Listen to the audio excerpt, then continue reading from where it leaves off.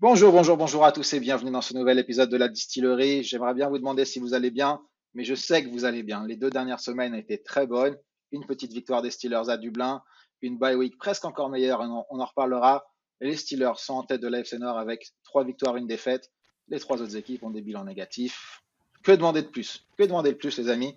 Donc voilà, on est très contents. On retrouve Thomas et Polo aujourd'hui. Comment ça va, les gars? Eh ben, bonjour Polo, bonjour Romain, bonjour à tous. Bah écoute, ça va très très bien, hein.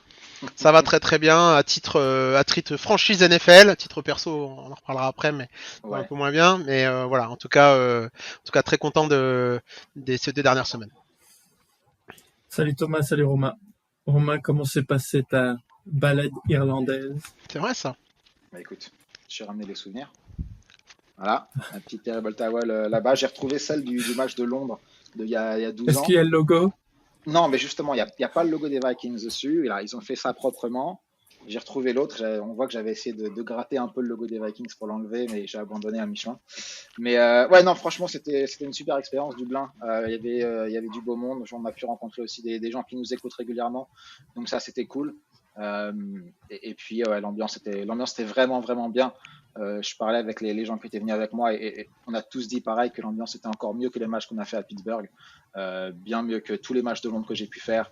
Il y avait un bruit incroyable quand ils ont lancé Renegade, mais le bruit que ça fait, c'est incroyable plus qu'à Pittsburgh. Donc ouais, je souhaite à tout le monde de pouvoir avoir cette expérience-là dans le futur parce que c'était Et, vraiment très très bien. et tiens, j'ai une question. C'était toi qui étais là-bas. Il y avait beaucoup d'Irlandais ou c'était des gens un peu de tous les pays européens, tu vois, Il qui y ont justement mis avait, cette ambiance? ouais, il y avait un peu de tout, ouais. Donc les gens que j'ai rencontrés le matin du match, il y avait beaucoup d'Allemands avec qui on avait organisé ce pub. Beaucoup d'Allemands, il y avait des Anglais que j'ai rencontrés aussi. Il y avait quelques Français, ceux qui sont venus avec nous et j'en ai croisé quelques autres. Et pas mal d'Américains qui avaient fait le voyage. Et un des mecs assis à côté de moi dans le stade, c'était un Irlandais qui devait avoir 18-19 ans, qui était très drôle. Un fan des Vikings et qui se plaignait de toujours avoir vu Aaron Rodgers. Dès qu'il va dans un stade, il y a Aaron Rodgers en face.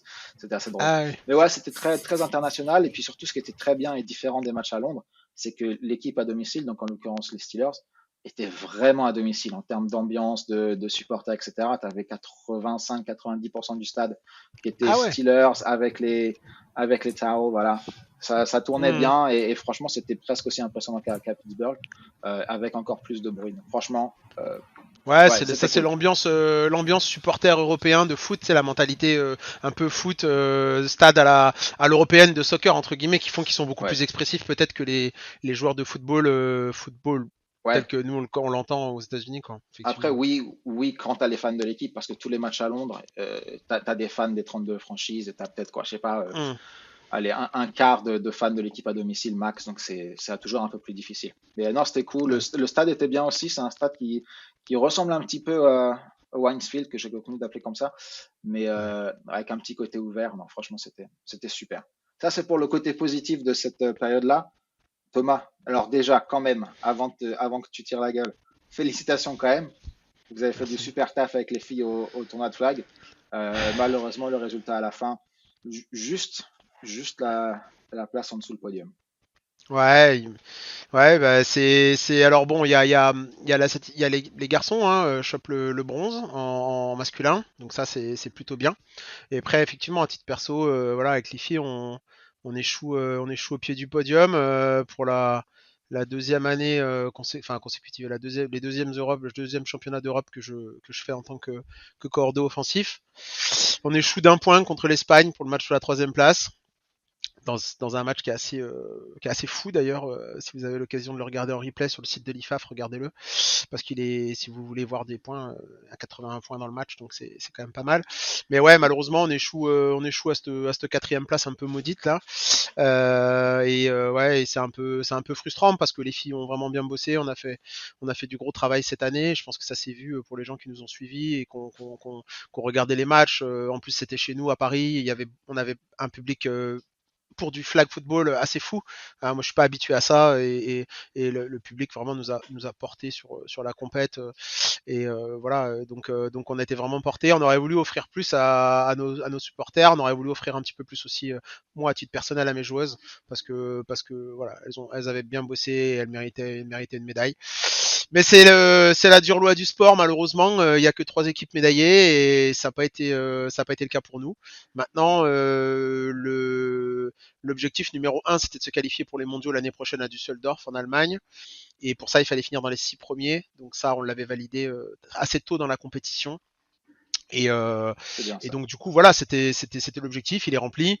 Maintenant on avait déjà battu les Espagnols en poule et c'est dommage de perdre contre elles dans le match entre guillemets qui compte quoi, façon de parler, mais le match en poule comptait évidemment beaucoup aussi, mais voilà, on aurait aimé bien évidemment factuellement quelque chose de plus concret à se mettre autour du cou que ce joli switch.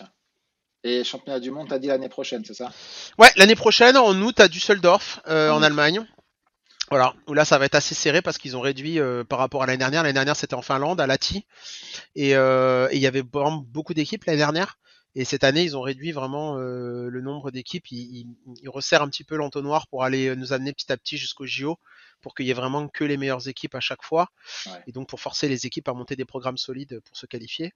Donc là cette année il y avait vraiment que les 6 premières équipes qui étaient qualifiées en Europe, voilà, avec une petite exception pour l'Allemagne qui est le pays organisateur, donc ça dépendait de s'ils finissaient 6e ou pas, enfin dans les 6 premiers ou pas, et comme elles ont fini 6e, les Italiennes qui ont fini 7 sont aussi qualifiées, mais voilà, et donc l'année prochaine, il y aura quasi pas de petites équipes au championnat du monde parce que là le top 6-7 Europe c'est des bonnes équipes, hein, c'est des bonnes équipes, et puis après on voit qu'en Asie ça se développe, les championnats, la Copa América comme je l'appelle, les championnats continentaux américains sont d'un niveau fou également avec la montée en puissance des Canadiennes, les Panaméennes qui sont très bonnes également, les Mexicaines on n'en parle pas, donc tout ça sera au mondiaux l'année prochaine, et puis les Asiatiques qui ont développé des programmes vraiment très intéressants également. On a vu les Chinoises cette année au World Game, c'était la dernière édition des World Games, les Chinoises étaient pays hôtes, et du coup on a vu le développement des Chinois qui sortaient de nulle part, et on sait que les Chinois quand ils mettent les moyens tant humains que financiers, tout de suite ils performent, et ils ont montré beaucoup de choses. Donc voilà, ça sera une belle compète l'année prochaine, on vous donne rendez-vous devant l'écran l'année prochaine pour nous supporter. Au mois d'août, période de vacances, donc on dit devant l'écran, mais faites le si vous voulez venir à Düsseldorf, ceux qui sont déjà venus à Dublin pour voir des matchs des Steelers peuvent venir à Düsseldorf pour voir un tournoi, effectivement, avec grand plaisir.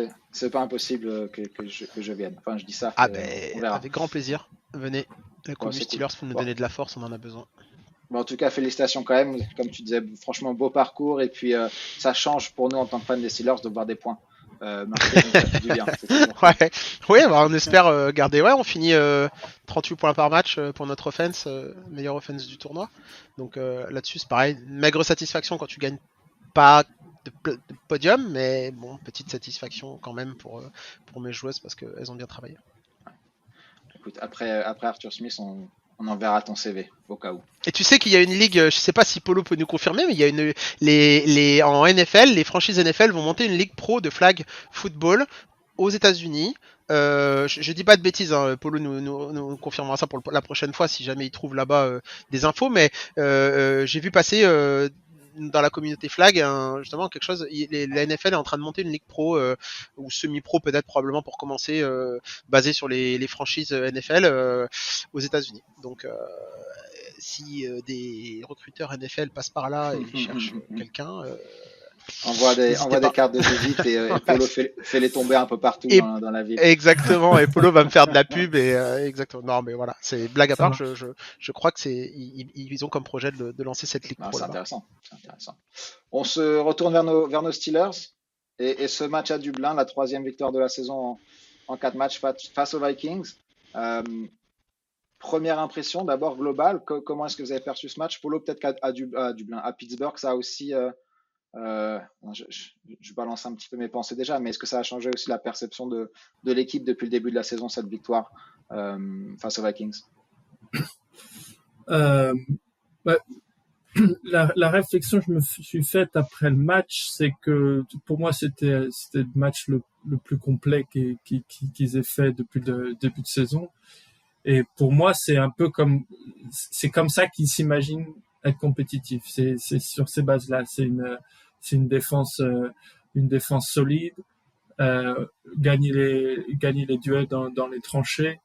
En attaque, c'est mettre les points quand il faut, quand t'as l'opportunité, avec des splash plays en défense. Donc c'est comme ça que cette équipe pour moi est construite pour gagner.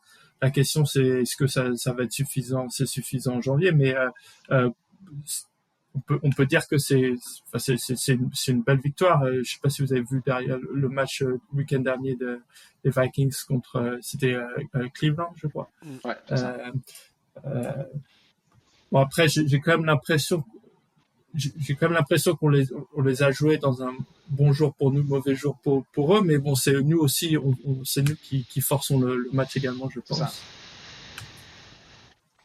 Ouais, je suis assez d'accord avec Polo. On l'avait dit sur les précédents épisodes.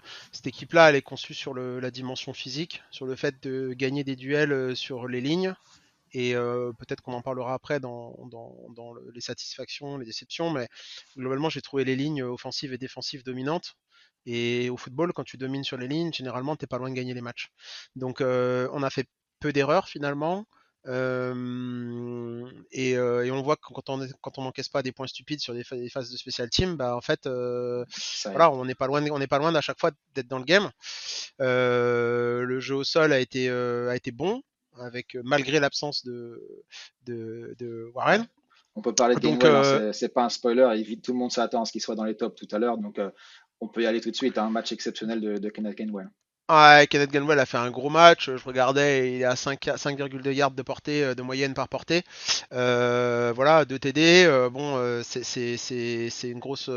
Mais au-delà de ça, c'est avant tout une grosse performance de la ligne d'attaque Ouais. qui a, pour le coup a bien géré. La pression sur Rodgers a été beaucoup moins forte que sur les matchs précédents. Je crois pas qu'on prenne de sac. En tout cas, euh, voilà. C'est très très bon de la part notamment des tackles on en prend un quand même, Polo, ouais. Deux. Bon, deux, ok. Bon, on en prend deux, mais pour moi la pression était, en tout cas je l'ai ressenti beaucoup moins forte que sur les matchs précédents sur Rodgers. Et puis après, on a vu que dans le jeu offensif, le jeu de passe rapide de Rodgers, où il excelle, il est vraiment très bon par rapport à ça. On voit qu'il y a une connexion évidente avec Metcalf qui est en train de se faire. On a tout de suite vu que voilà, quand tu lances Metcalf, qui est un monstre de yard after catch, quand tu arrives à le lancer dans le terrain avec une balle rapide, release rapide, tu vois tout de suite il est dangereux. Voilà, et même au-delà de ça. Bon, on va rentrer peut-être un petit peu plus dans les détails, mais quand tu vois que dans l'amélioration du jeu au sol, on a joué beaucoup de jumbo formation, donc jumbo formation, Ouais. tight end plus tackle, swing tackle sur la ligne, que l'utilisation de Darnell Washington a augmenté en flèche. Bah en fait, il n'y a pas de secret. Quand tu commences à mettre les joueurs qui ont la dimension physique pour gagner des duels sur la ligne, bah en fait, on s'aperçoit que notre ligne d'attaque, elle a complètement dominé la ligne défensive des Vikings. Et dans la boxe, on a été vraiment très fort. Et du coup, après, bah, forcément, le jeu se met en place. Et puis après, pour parler de la défense, bah, on a enfin retrouvé une défense des Steelers qui commence à ressembler à quelque chose, avec des splash plays, comme disait Polo, avec des inside linebackers qui font le boulot, qui font les plaquages. Même la ligne défensive d'un mec comme Kenny Binton, j'ai trouvé son match bien meilleur que ce qu'il a fait les matchs précédents. L'apport de Derek Harmon qui est arrivé sur la ligne, bah, peut-être aussi qu'il y a un lien de causalité directement là-dessus. Et voilà, après, il y a des points un peu négatifs, notamment ça nous a coûté peut-être un peu cher en termes de blessures, mais on verra comment on rebondit de ça. Mais en tout cas, c'est très positif pour la suite si on arrive à reproduire ce genre de performance. Ouais, et moi, mon impression, et ça rejoint beaucoup de ce que vous avez dit, c'est que il y a eu du changement. Moi, c'est ça vraiment qui était le plus encourageant, même si on pourra en parler plus tard. On prend beaucoup de yards encore, le match est serré jusqu'à la fin, etc. Mais j'étais tellement, tellement content d'enfin voir du changement, de voir qu'on a pu identifier des problèmes et essayer au moins quelque chose pour changer. Tu parlais des formations d'attaque. Spencer Anderson, qui a été en gros le sixième joueur de ligne offensive, il a été donc ajouté en tant que tackle eligible 17 fois dans le match. C'est quand même, voilà, c'est beaucoup. Darnell Washington, c'était le tight end qui a joué le plus devant Jonnu Smith et Pat Freiermuth. Donc voilà, il y a une vraie volonté de changer quelque chose. Et il y a une théorie qui peut être que le staff des Steelers écoute ce podcast. Parce que beaucoup des choses qu'on a dit les 3-4 dernières semaines, et quelque part, c'est exactement ce qu'ils ont mis en place. On parlait d'Arnell Washington pour aider les tackles. Ça a été fait. Je crois qu'on avait mentionné rapidement l'idée d'un sixième joueur de ligne ou d'un tackle. Ça a été fait. Et moi, je suis super content de voir ça. En attaque, c'est peut-être moins comment dire, c'est moins un contraste par rapport à ce qu'on a vu avant, mais on a parlé de DK Metcalf et de trouver dans l'espace, de ne pas l'utiliser uniquement comme on faisait avec George Pickens la saison dernière, qui était voilà sideline 50-50, démerde-toi et montre qui est le patron. Ouais. Et pareil, on l'a vu assez tôt dans le match avec ce touchdown de 80 yards. Sur une slant, je crois qu'on a même parlé de ce type de route en particulier. Donc voilà, moi j'étais super content de voir du changement. On a même vu un petit peu de créativité, je crois que c'est passé inaperçu. Mais je sais pas si vous avez vu, on a fait un touche-push, mais avec Connor Hayward en wildcat. Ouais. Alors ça, je l'avais pas vu venir. Ouais. Et franchement, voilà, j'étais content de voir un petit peu de créativité, qu'on utilise des choses qui se font dans la ligue, et on se dit peut-être que ça peut marcher pour nous aussi. Normalement, on est très lent à réagir. Bon, là encore, ça fait 3 ans que les Eagles le font, mais des fois, ça prend plus longtemps que ça. Donc, ouais, moi, franchement, j'étais super content. Et puis, en termes de play call aussi, on a blitzé. On a beaucoup blitzé dans ce match-là. On n'est pas encore au niveau de Blitzburg, mais beaucoup de pression générée aussi parce qu'on a envoyé les mecs pour le faire. Et voilà. J'étais content de voir du changement, de voir une façon de voir les choses différentes. Dans les blitz, c'était déjà quelque chose qu'on appliquait avant, mais j'ai trouvé que sur ce match, en tout cas, il y avait beaucoup plus d'efficacité dans ce qu'on faisait. Dans les stunts, c'est-à-dire les schémas de blitz et de ligne défensive, de mouvement de ligne défensive, j'ai trouvé qu'on avait beaucoup plus d'efficacité et ça s'est tout de suite vu. Le sac de Patrick Quinn, par exemple, c'est typiquement un stun qui est parfaitement réalisé par la ligne défensive et un blitz qui est très bien coordonné. Et donc, tu as entièrement raison, il y a eu beaucoup plus de créativité. Moi, la question que je me pose, c'est est-ce que c'est vraiment cette espèce d'immobilisme dans ce qu'on avait dans le play call et dans la créativité des jeux, est-ce que c'est quelque chose qui était vraiment voulu ou est-ce que c'était quelque chose qui était je te donne un exemple, enfin je vous donne un exemple, quand tu coordonnes offensivement, tu sais que tu es scouté, tous tes matchs, encore plus en NFL évidemment, tous tes matchs sont décryptés, décortiqués, et la question est, est-ce que vraiment nos coordinateurs défensifs offensifs manquaient de créativité par manque de créativité ou est-ce qu'il le manquait par préservation de ce qu'ils avaient? Tu vois, moi c'était plus ça. C'est-à-dire que après tu peux avoir aussi des gens, je sais pas si je suis très clair dans ce que je dis, mais est-ce que finalement on garde pas sous le coude certaines choses en termes de play call, en termes de formation, en termes tu vois, est-ce qu'on garde pas ça pour plus tard dans la saison? Je sais pas, c'est une question, je suis pas sûr de la réponse à ça. Hein. Moi c'est une question que je me faisais en me disant c'est pas possible que des cordeaux de ce niveau ne voient pas certaines choses qui fonctionnent dans la ligue, ne les utilisent pas ou ne tentent pas de les utiliser. C'était ma question. Après, c'est une question que je me pose souvent personnellement. C'est oui, est-ce que quelque part, c'est un peu, je me mens à moi-même par espoir. Tu vois, est-ce qu'on garde des choses pour les utiliser plus tard? Mais honnêtement, si j'arrête de mentir à moi-même, tous les matchs sont tellement importants en NFL que je pense pas que tu puisses te permettre de risquer de laisser passer un match parce que tu veux garder 2-3 plays sous le coude. Tu vois. On regarde ce qui se passe dans la division avec les blessures des QB. Ça peut arriver. Ça peut arriver que dans 2 semaines, Rodgers, ou même plus longtemps, si dans 6 semaines, Rodgers se pète pour 4 semaines, on sera bien content d'avoir engrangé les victoires et on se dira peut-être, écoute, c'est bien qu'on ait tous les plays. Donc, mais je pense que tu as raison dans le sens où il y a forcément des choses qui sont essayées, préparées pendant la semaine. Après, la question de pourquoi ça c'est pas utilisé le dimanche d'habitude et surtout quand tu vois que le match prend un mauvais tournant, j'ai pas de réponse. Romain, j'ai cru que tu allais dire que tu étais content d'avoir vu une victoire. Oui, aussi. Alors oui, ça change un peu mon bilan. Tu aurais pu commencer par là. Ouais, non, mais écoute, ça fait 2 victoires sur les 3 derniers matchs que je vois, donc je suis un habitué de la victoire. C'est pas mal. Mais ça fait un bilan de 2 victoires, 4 défaites. Derrière moi au stade, avant que le match commence, il y a un mec qui disait qu'il avait parlé à un fan des Steelers la veille dans un bar et que la personne avait vu les Steelers 20 fois pour un bilan de 2-18. Donc franchement, ça va. T'as de la marge. Je suis pas mal. Il faudrait que je perde les 14 prochains matchs. Ça va. Juste sur le jeu de course, on avait dit avant le match que c'était la faiblesse de cette équipe. Durant le match, j'ai pensé à notre discussion. Je me suis dit pour une fois, on a su exploiter cette faiblesse. Et ce qui est intéressant, c'est que on joue les Browns dimanche, qui sont eux la meilleure défense à la course. Donc c'est un bon test pour notre attaque à la course, pour savoir où on en est, quoi. Est-ce que après, peu importe, on a gagné, mais est-ce que on a été bon parce que qu'on a été bon ou parce qu'ils étaient mauvais, ouais, tout à fait. Donc ça va être un bon test dimanche. Après, c'est aussi ça la question. C'est est-ce que les choses différentes qu'on a vues contre les Vikings, est-ce que c'est quelque chose qui peut être durable ou est-ce que ça va être un cas du premier match des Bengals de la saison dernière où on sort plein de nouveaux trucs pour un match, on gagne d'une façon qui est pas habituelle pour nous et puis dès la semaine suivante, on a oublié, on revient à ce qu'on faisait avant. Je pense que je pense qu'on va le revoir, on va revoir ce qu'on a vu parce que c'est comme disait Polo tout à l'heure, c'est l'ADN de cette équipe, elle a été construite sur ce genre de philosophie et à la fois offensive et défensive, à savoir un jeu au sol performant, des play action, des petites passes rapides, c'est l'identité de cette attaque, c'est le profil des joueurs qui ont été choisis, c'est la philosophie d'Arthur Smith, c'est le style de jeu de Rodgers.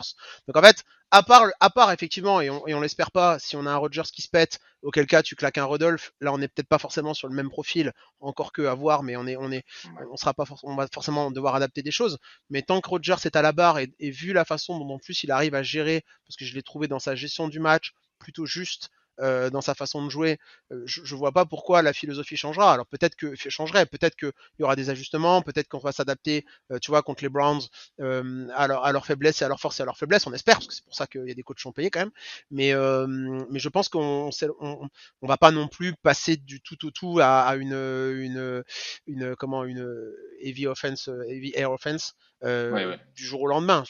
Bon, voilà. Déjà, on n'a pas les joueurs pour, et en plus, c'est vraiment pas notre ADN, donc je pense qu'on peut quand même s'attendre dimanche, au moins dans la première partie du match, à tester un petit peu cette défense des Browns et à voir comment on peut appliquer notre jeu. Puis après, ça dépendra de notre capacité à gagner nos duels dans les tranchées. Hein. Ouais.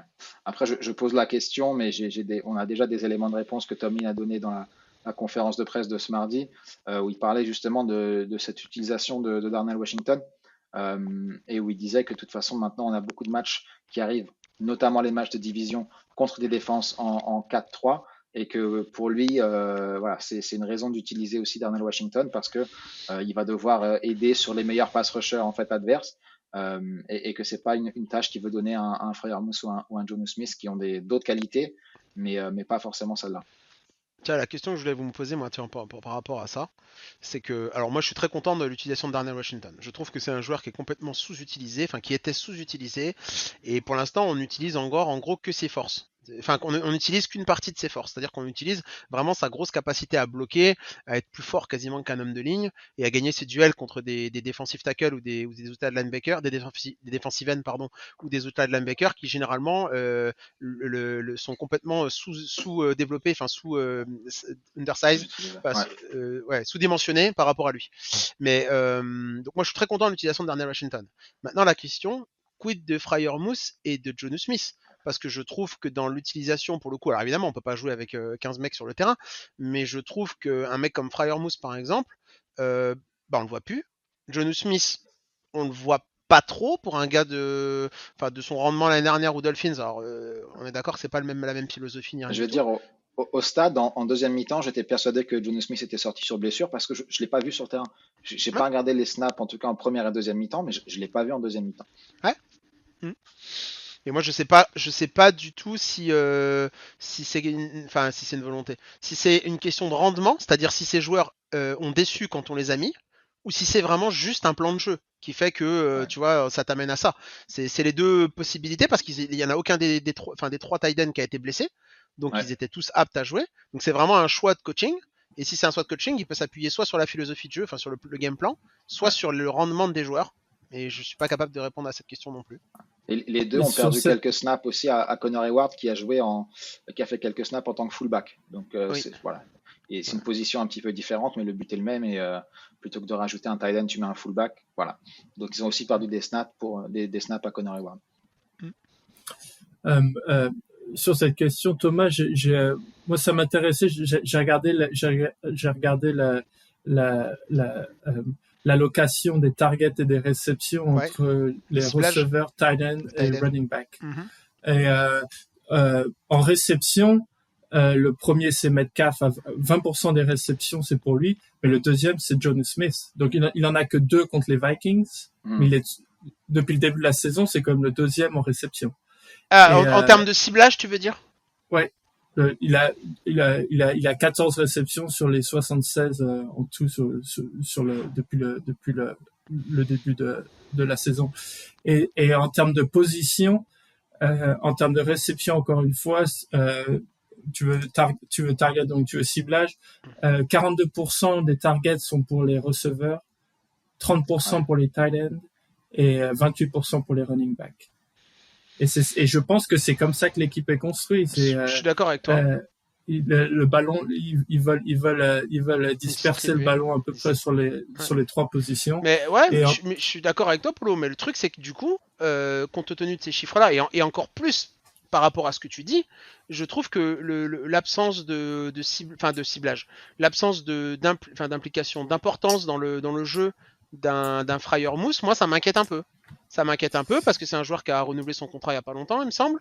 C'est un joueur qui a quand même un bon contrat, qui est vu comme un bon tight end de réception. Et au jour d'aujourd'hui, on le voit pas en fait. On le voit pas. Il est pas ciblé, je crois, contre Minnesota. Devant lui, 0 target. Freiermuth, 0 target. Ouais. 0 target. Depuis le début de la saison, dans l'ordre, c'est Metcalf, Austin, après Gainwell et Smith, et Warren et Freiermuth. Donc il est 6e sur la liste.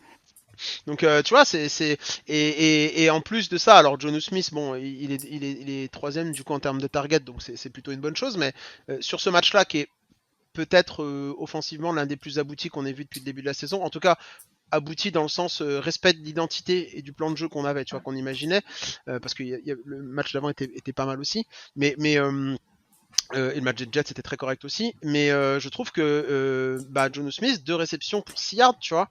Donc c'est pas non plus une grosse dinguerie dans le parce que s'il a 14 ciblages depuis le début de la saison, mais que en termes de yards, on est à des réceptions qui font 3-4 yards, bon, tu vois, c'est toujours différent des ciblages d'autres joueurs qui peut-être ont une moyenne de réception qui est plus importante. Et pour un tight end de réception, Jonnu Smith, et encore plus pour Freiermuth, je trouve que leur utilisation pour l'instant elle est intrigante en tout cas. Voilà, à défaut d'être inquiétante, elle est intrigante. Même Jonnu Smith là, avec les chiffres que tu me donnes, Polo, ça fait quoi, une moyenne de 3 cibles par match pour quelqu'un qui est censé être en gros notre receveur numéro 2. Ouais. C'est quand même 16 targets. 16 targets, ouais. Donc 4 réceptions par match. Et t'as la moyenne des réceptions à chaque fois de yards? Ouais. Non. Ça, je n'ai pas regardé. Moi, ce qui m'intéressait juste, c'est de savoir le ciblage, dans l'intention. L'intention. Non, mais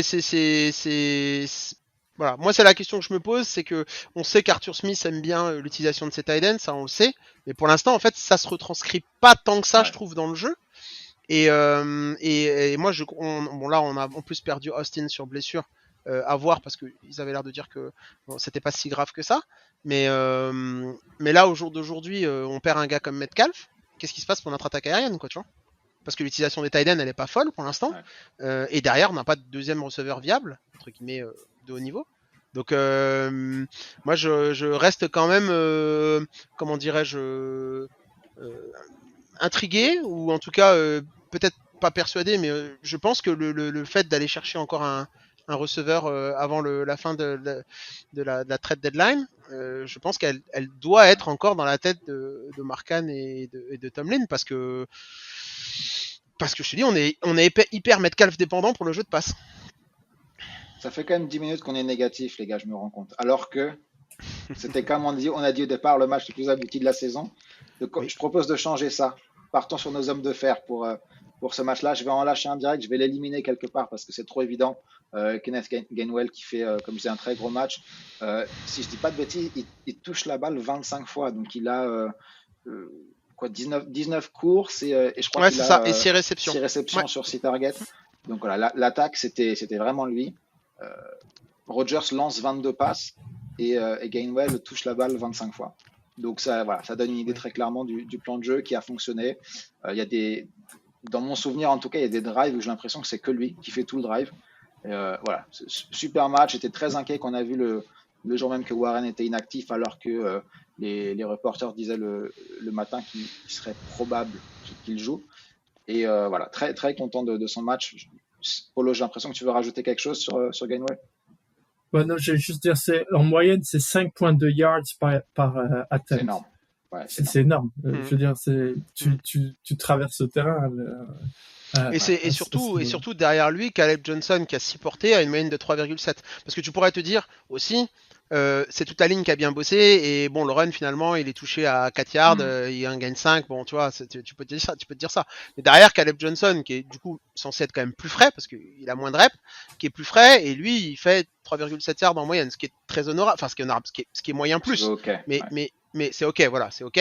Mais c'est là que tu te dis, sur 19 portées, arriver à avoir une moyenne de 5,2, c'est bien, quoi. C'est bien. Donc, et après, on sait Kenneth Gainwell est un running back, un third down running back. C'est-à-dire qu'il est capable de jouer toutes les reps en running back, celle où il faut être un dark horse, et puis celle où il faut aussi être un scat back, un running back de réception. Donc c'est bien pour la suite parce que ça veut dire que derrière Warren, on a quand même une solution qui est viable, et ça on n'en était pas forcément sûr en début de saison, surtout avec les performances de Johnson pour l'instant. C'est vrai que Gainwell souvent dans le passé a été décrit comme un running back justement uniquement de troisième down, donc pour le jeu à la passe. Et dans ce match-là, j'ai pas les stats sous les yeux, mais j'ai l'impression qu'il nous a mis dans de bonnes positions, dans beaucoup de drives avec un très bon run sur first down, qui fait qu'on a pu avoir les options encore ouvertes sur le deuxième et pas être obligé d'être dans une situation de passe évidente. Donc j'ai dit qu'on passerait pas trop de temps sur Gainwell, mais voilà, tellement de satisfaction dans beaucoup d'aspects au-delà du fait qu'il ait gagné des yards et mis de touchdowns. Voilà, c'est super encourageant. Oui, parce que pour moi c'est clairement le MVP du match, hein. Je veux dire, donc c'est quand même normal de passer un peu de temps là-dessus, mais pour moi c'est clairement le MVP du match. Ouais. Vous voulez nous donner d'autres noms pour les hommes de fer? Polo, moi, si tu regardes les stats défensifs des joueurs, tu as Wilson, Quinn, Herbig, Deshaun Elliott également premier match je crois c'était sur son retour, un sack, une interception, 2 QB hits et un tackle for loss. En gros sur le match, en tout 10 tackles for loss et 14 QB hits. Tu regardes les stats, en fait t'as la contribution c'est vraiment un peu partout et je pense que la défense encore une fois.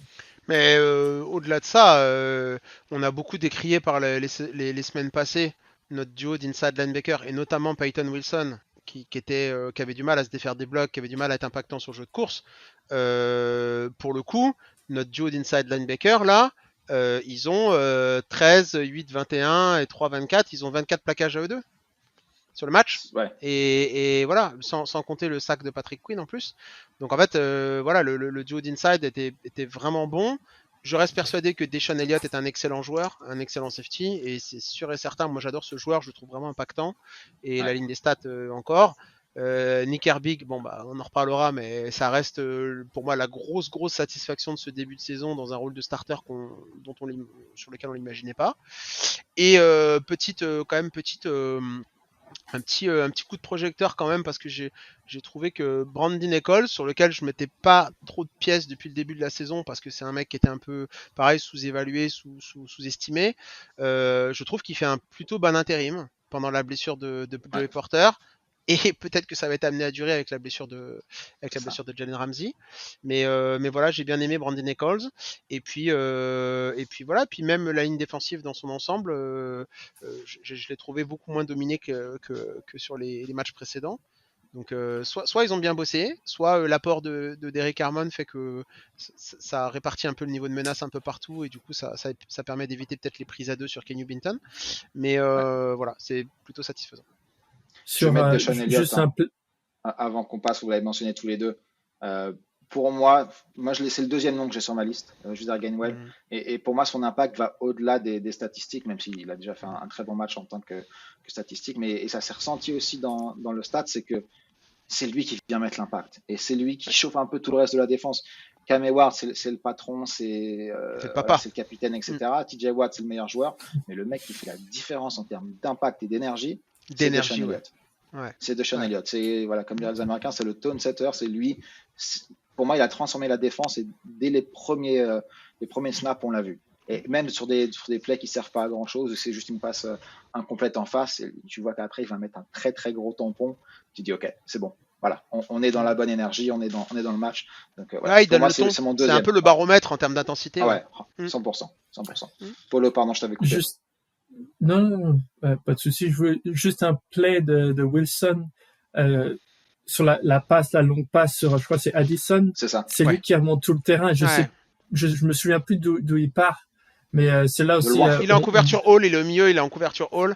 Et d'ailleurs, et, il disait que j'avais vu passer un truc là-dessus, justement sur cette action, et il disait que c'était la vitesse la plus engrangée par un linebacker, la plus haute depuis X années, sur la poursuite qu'il fait Peyton Wilson ouais. sur cette action. Depuis Ouais. l'histoire des Next Gen Stats, je crois qu'ils ont dit.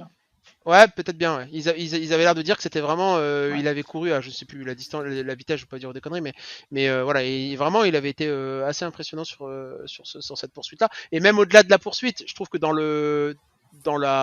l'envie en fait, parce que ça c'est t'es perdu, t'es en couverture hall, tu prends une balle comme ça deep droit là, t'es là, c'est pas du tout ton assignation, le mec part un receveur, en plus il part pour t'aider, tu sais que t'as quasiment aucune chance de le rattraper, et le mec se dit bon j'y vais et j'y vais à fond, parce que là il est évidemment à fond. Donc dans l'état d'esprit, je trouve c'est bon. Et puis après évidemment en plus de ça, ça me fait penser un petit peu à l'action qu'avait fait, je sais pas si vous vous rappelez, il y a quelques années Metcalf qui avait buzzé de ouf cette action de poursuite là sur je crois que c'était le safety d'Arizona, Buda Baker, c'est ça, ouais, Buda Baker. Et t'avais l'impression que le mec courait contre des gosses, quoi, tu vois. C'était vraiment. Donc ouais, Et l'importance de ce play de Peyton Wilson, parce que j'ai vu quelques personnes sur les réseaux qui disaient oui, mais de toute façon, il marque quand même un touchdown sur le drive.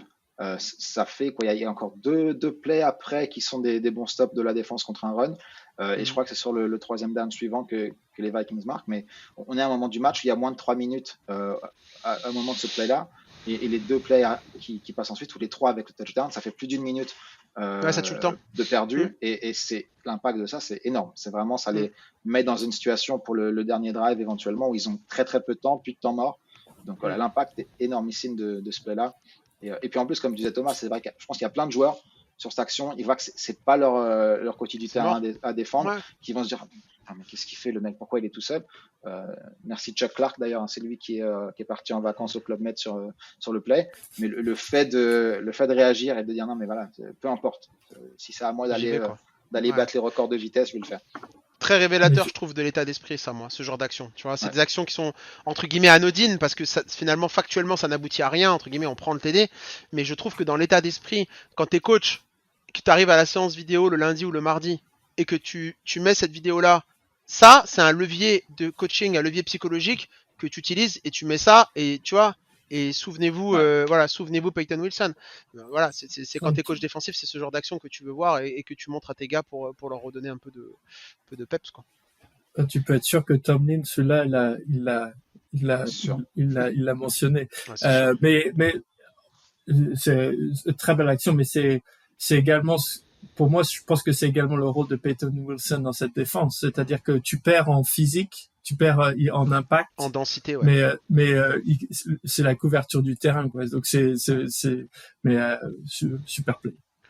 Et même j'ai trouvé Patrick Quinn moi également très bon dans son sideline, dans son rôle comme ça de joueur, et quand on sait qu'il a déclaré d'ailleurs c'est ce pourquoi les Steelers me payent.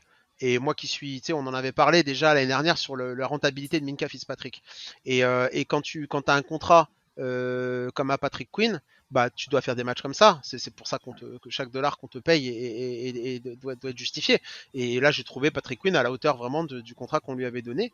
Et donc faut espérer qu'il reste sur ces performances-là. Mais moi je suis quand même globalement plutôt satisfait de cette défense, même si on a pris encore un peu de points et qu'il y a encore des choses à améliorer, mais dans ce qu'ils ont montré dans les intentions, pareil, hein, on fait, je crois, 5 sacs ou 6 sacs, un truc comme ça sur le match.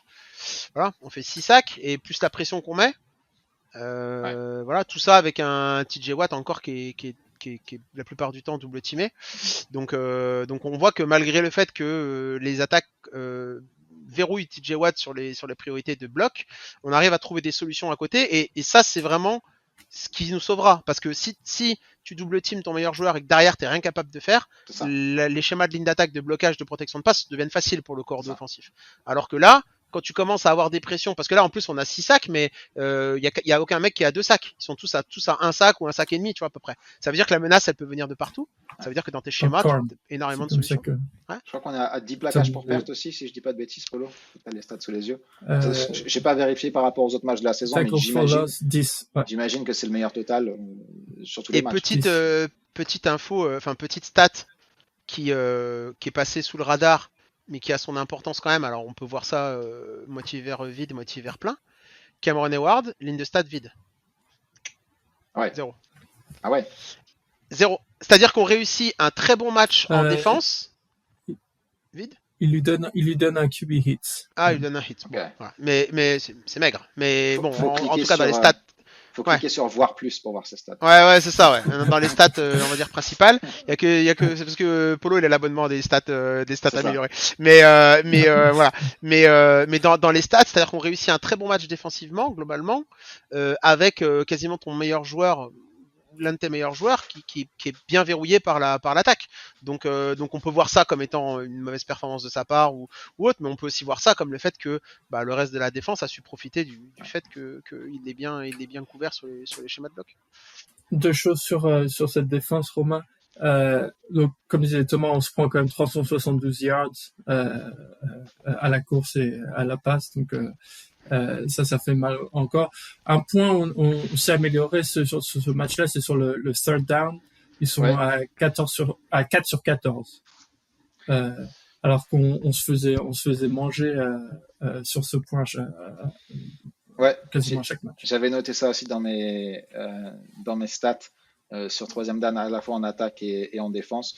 On fait des matchs correct sur les 2 derniers matchs, j'ai envie de dire. Non, je dis une bêtise sur la défense. Mais ça a un impact, c'est sûr. Et puis, une autre stat à laquelle je viens de penser, je viens de vérifier parce que j'ai pas pensé avant. Mais les Steelers, sur les 3 premiers matchs, les 3 premières semaines, sont l'équipe en NFL qui manquait le plus de plaquages. Avec quasiment 9 par match en comptant les special teams.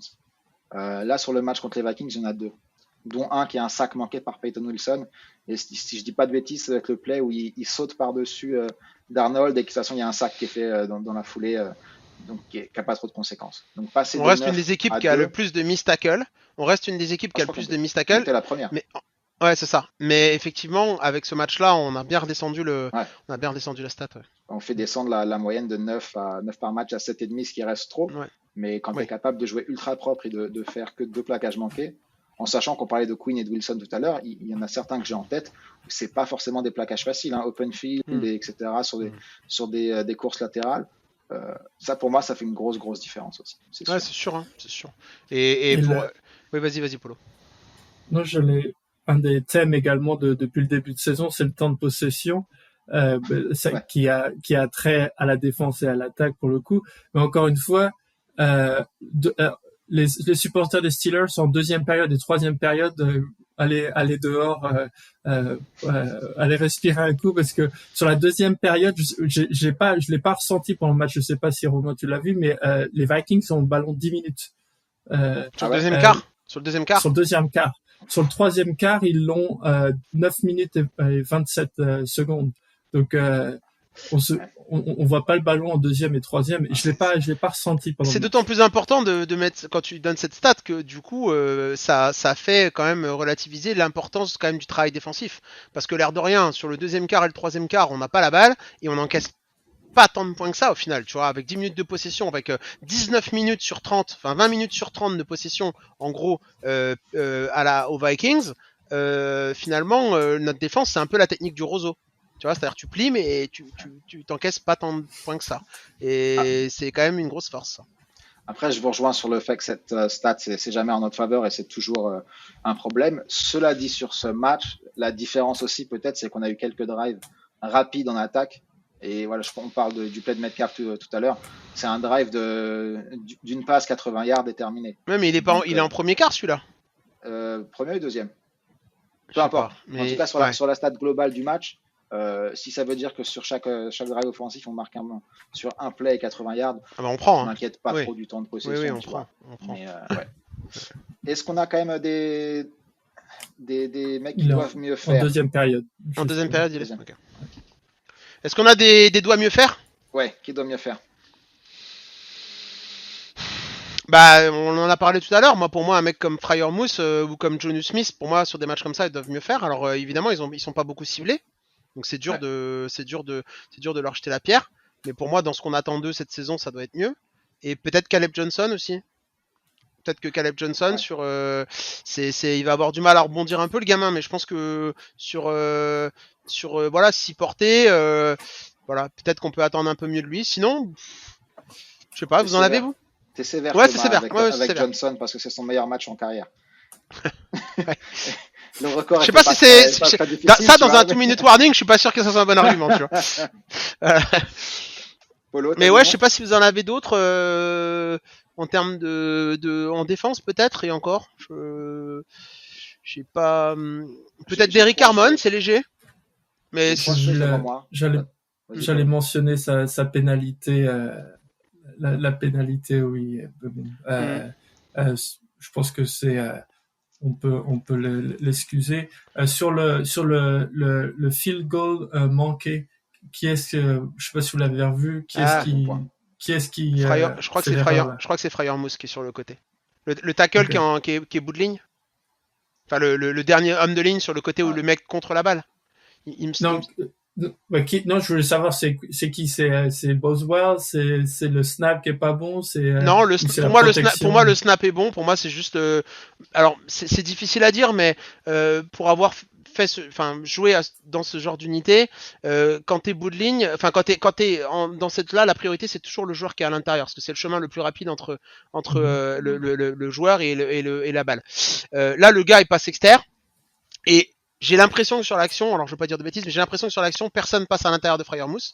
Donc lui, il fait son premier pas inside pour effectivement si jamais t'as un joueur qui rentre inter. Mais normalement après, tu dois kick out en fait, tu dois pousser à l'extérieur le joueur si t'as pas de priorité intérieure. Et là, le gars, il est pas touché, il passe externe, il est pas touché. Donc évidemment, un mec de cet athlétisme-là qui part qui croque un peu et qui prend externe, ça va très vite. Donc bon, voilà, c'est dur parce que c'est un détail, mais c'est un détail qui coûte 3 points, donc Ouais. bon. Polo, t'as parlé des Et qui met pénalités, ça fin me à la série rappelle. de Boswell quand même. C'est vrai. J'ai regardé les stats de Postwell, on en reparlera plus tard, mais il a manqué tellement peu de field goals sur les 4-5 dernières Oui, années, c'est incroyable. On y ouais, c'est reviendra plus incroyable. tard. Mais t'as parlé des pénalités, Polo. J'ai plus la stat exacte en tête, mais je l'ai vu après le match. Je crois qu'on a 2 pénalités sur tout le match. Ouais. Dont une, Euh, On a été très je peu sais plus pénalisé. pourquoi. Et d'ailleurs, ça c'est, je non, trouve non, que, on en a, donc c'était donc les Vikings en ont 8 pour 82 yards. ouais, On en a 5 pour 35. ouais, en Ah dessous, on en ouais? a pas beaucoup, je crois. Alors les 3 Mais dernières doivent c'est, arriver très tard. Non? Moi, je suis ouais, de assez la part d'accord de avec toi, Romain. Il Harmon. me semble en regardant le match en direct, je me suis dit putain, on est très discipliné. On Je n'a crois pas qu'un. beaucoup pris de Et, pénalités. à l'inverse, enfin, moi, je me suis fait la réflexion, je me disais, putain, les Vikings, Ouais. Ouais. ils Il se se plantent, saborde. Il se ils se saborde. sabordent. Ah, ouais, complètement, ouais. Merci, merci. Complètement. Je suis d'accord. J'ai eu la même impression moi quand j'ai regardé le match. Je me suis dit c'est vraiment, on est très discipliné. Et ça c'est pareil, c'est une grosse force pour une équipe. Hein.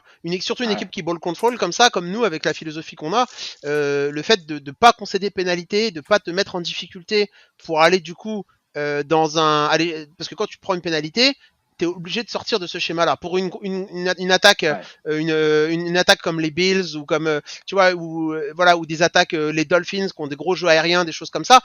Bon, quand tu prends une pénalité de 5 yards pour un faux départ, c'est con, mais j'ai envie de te dire, t'as construit ton attaque pour avoir des gros gains. Donc en fait, Ouais. bon, tu t'es pas obligé de changer trop ton game plan. Pour une attaque comme nous, avec un jeu finalement très conservateur, très au sol, avec des machins, des play action, des trucs, dès que tu te mets un petit peu, bah en fait, tu te tires une balle dans le pied et t'es obligé de sortir un petit peu de ce que tu sais faire. Et donc forcément, tu prends plus de risques et donc avec plus de chances d'échec. Donc ça, pour le coup, la discipline, je trouve que c'est, Ouais. je, la stat du coup de 5 pénalités, j'avais pas ça en tête, mais je trouve que dans le ressenti en tout cas, c'était plutôt positif en termes de discipline, ouais. Quelque part, tu peux regrouper. Je regarde Vas-y, juste un Polo. détail, je regarde le gamebook. C'est comme ça que je regarde. Vous me demandez où je regarde les stats. Donc, est-ce que quand ils disent 5 pour 35, est-ce que les 5 sont acceptés ou est-ce que peut-être que Ouais. c'est une histoire de, Non, je crois qu'elles c'est sont 5 acceptées. pénalités acceptées? Ouais, je Ok. crois. Je crois. Ok. Ouais. Mais comme on disait, en fait, quelque part, tu peux regrouper ce thème-là des pénalités et le thème des plaquages manqués, quoi. Tu dis, voilà, c'est jouer propre, entre guillemets. Et c'est ça la grosse différence qu'on a pu voir, c'est ce thème-là. Mais là, on fait l'inverse de tout à l'heure. Là, on commence à être positif encore dans la, dans la partie. On est censé dire ce qu'on n'a pas trop aimé. J'ai noté un truc, moi. J'ai noté un truc. Puis j'ai une question à vous poser aussi parce que j'ai vu ça sur Twitter après le match. L'utilisation des joueurs, j'en parle quasiment tout le temps. On a parlé du gros play pour Addison là, il y a quelques minutes avec Chuck Clark qui est parti en vacances avec ses tongs aux pieds. Jabril Peppers, dont on a parlé la semaine dernière comme un top, qui avait beaucoup joué, qui avait joué plus que Thornhill, plus que Chuck Clark, 0 snap. Moi, je suis étonné de la différence de traitement entre Chuck Clark et Peppers. Alors, je mets ça sur le compte du fait que Peppers est arrivé tardivement dans l'équipe et peut-être qu'il lui faut un peu de temps pour les systèmes, la communication avec ses coéquipiers. Il a joué au pré-match, il a fait 40 Oui, snaps. mais peut-être que. Alors, oui, mais peut-être que Peppers était le remplaçant légitime de Deshaun Elliott. Je pense que dans le profil de joueur, en tout cas, ça s'entend ça. Oui. Voilà, dans le profil de joueur, pour moi, c'est les deux mêmes joueurs. Et donc, quand tu as Deshaun Elliott sur le terrain, est-ce que vraiment Terry Austin a prévu des packages où tu as et Elliott et Peppers? Pas sûr, vu qu'il n'avait pas prévu Peppers en début de saison. Donc, je pense que c'est plus pour ça, cette explication-là. Par contre, je suis quand même assez étonné que on l'ait pas vu, tu vois, du tout. Ça, pour le coup, ça m'étonne parce que il avait plutôt fait une bonne performance. Et pour le coup, c'est vraiment aussi un gars, je trouve, qui donne le ton dans l'intensité, dans le physique. Je trouve qu'un mec comme Peppers, il est très impactant. À voir comment ça va évoluer dans les prochains matchs, mais je suis assez d'accord avec toi, je trouve ça étonnant. Je vais vous poser la question alors que, en tout cas sur ce que j'ai vu passer sur Twitter après. Moi, depuis le stade, ça ne m'a pas choqué, j'étais plutôt d'accord avec ces choses-là. Il y a 2 décisions de Mike Tomlin qui ont fait parler. 2 fois sur 4th down, 4e down. La première, c'était de tenter le coup quand on était sur les 2 yards adverses. On a fait une course de Gainwell, je crois, qui n'a pas fonctionné. Et la deuxième décision, c'était beaucoup plus tard dans le match sur 4e et très très court, moins d'1 yard, je crois. On a décidé de faire un punt. Je me demande si on prend pas un delay of game volontaire juste avant ça. Et les deux décisions étaient très critiquées. Qu'est-ce que vous en avez pensé, vous? Moi, la question, c'est... Alors, tu m'as coupé un peu l'herbe sur le pied, mais tant mieux, parce que... moi, je vais vous parler uniquement de la première. Parce que moi, j'ai une idée pour le... Enfin, j'ai une explication rationnelle à ça. La première, effectivement, tu as raison. 4e tentative et 5 yards. Course de Gainwell. 4e et 5 yards pour t'aider. Course de Gainwell, et on fait, je crois, 3 yards et on échoue ici. À votre avis, pourquoi ce call? Est-ce que vous avez une idée de... Je dis pas que je sais, hein. J'ai une explication à ça, mais voilà. Pourquoi, à votre avis, ce call-là? Est-ce que ça vous paraît être un call logique? Moi, j'étais favorable et pourtant, en général, pour ce genre de décision, je suis très conservateur et je suis très souvent dans l'opinion de prendre les points. Parce que même s'il y a plus d'écart, moins d'écart, tu sais pas, 3 points de plus tard, ça pourrait te servir. Là, pour le coup, avec le plan de jeu défensif, avec toute la pression qu'on avait réussi à mettre sur l'attaque des Vikings, mais tu passes pas ton 4e down, ils repartent sur les 2 yards. Et tu les mets dans une position galère avec risque de safety. Et d'ailleurs, si je dis pas de bêtises, le premier play après, on met une grosse pression. Mais je sais plus si c'est annulé par pénalité ou autre. Mais voilà, pour moi, c'était la bonne décision. En tout cas, c'était complètement acceptable à ce moment-là du match avec ce que la défense avait montré en termes de pression. Et les safety restent relativement rares, mais tu te mettais en tout cas dans une position où tu les mettais vraiment dans cette position à risque. J'ajouterais juste, à ce moment-là du match, il y a 24-14 et il reste 4 minutes. Il se dit, je vais les mettre très loin je vais les mettre alors, ils vont manger toute l'horloge ou ça, ils vont mettre du temps pour remonter le terrain et il nous reste on a le matelas on a 10 points de différence. À ce moment-là du match, est-ce que ils sont comment niveau time-out? Vous vous souvenez? Je crois les Vikings, tu parles, je crois qu'ils ont encore les 3 à ce moment-là. Ouais, il me semble qu'ils ont encore les 3. Okay. Moi, je vais vous donner mon explication. Pour moi, vous avez entièrement raison. Pour moi, il y avait 3 arguments à ça. Il y avait 3 arguments pour moi pourquoi c'était la bonne décision. En tout cas, pourquoi c'était une décision qui était entendable. Voilà. La première, stratégiquement, quand tu es en 4e et 5 yards et que tu la joues, la défense s'attend à une passe.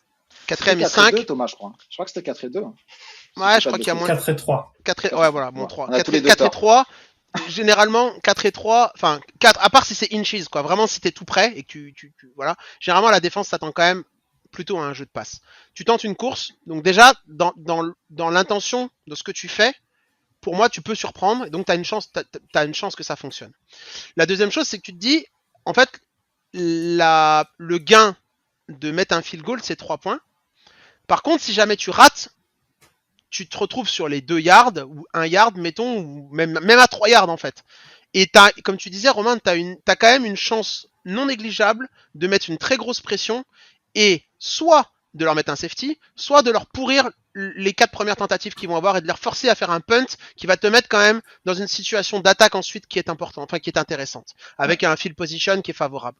Donc ça, c'est 2 choses. Et le troisième, c'est qu'au pire du pire, même si tu concèdes le premier first down qui est le plus important parce qu'en fait c'est sur celui-là que tu joues quand tu perds que tu concèdes le quatrième, hein, quand tu passes pas ta quatrième, tu redonnes la balle à l'équipe adverse. Là, les 4 premières tentatives, enfin les 3 premières que tu vas prendre, que tu vas jouer, elles sont super importantes. Et même si tu concèdes ça, c'est-à-dire s'ils arrivent à avoir le first down sur cette première série de 4, bah en fait comme tu disais Polo, t'es très loin dans le terrain, t'as un matelas de 10 points et donc en fait t'as 4 minutes. Donc en fait, t'es dans une situation qui est quand même ce qu'on appelle low risk et high reward. Tu vois, c'est-à-dire que tu prends finalement pas beaucoup de risques et tu peux gagner beaucoup. Donc pour moi, c'était une décision, je me doutais qu'elle allait être un peu controversée, cette décision-là, parce que elle est pas si facile que ça. Enfin, pour un gars qui regarde le match avec un œil extérieur, tu te dis, tu vois, pourquoi il a pas pris les points? Moi, c'est que c'est pas que c'était controversé, c'est qu'il s'est vraiment fait oblitéré sur Twitter par des mecs qui en plus sont c'est des mecs qui sont dans le game depuis très longtemps, qui regardent les Steelers depuis très longtemps, etc. Et moi, ça m'a un peu surpris parce que quand j'étais au stade, je me suis dit ah ouais, intéressant, tu vois, je me suis posé la question, mais très vite, je me suis dit pour les arguments qu'on vient de dire, pour les raisons qu'on vient de dire, ouais, et ça m'a c'est un choix que qui ça s'entend. Comment dire, si critiqué que ça par la suite.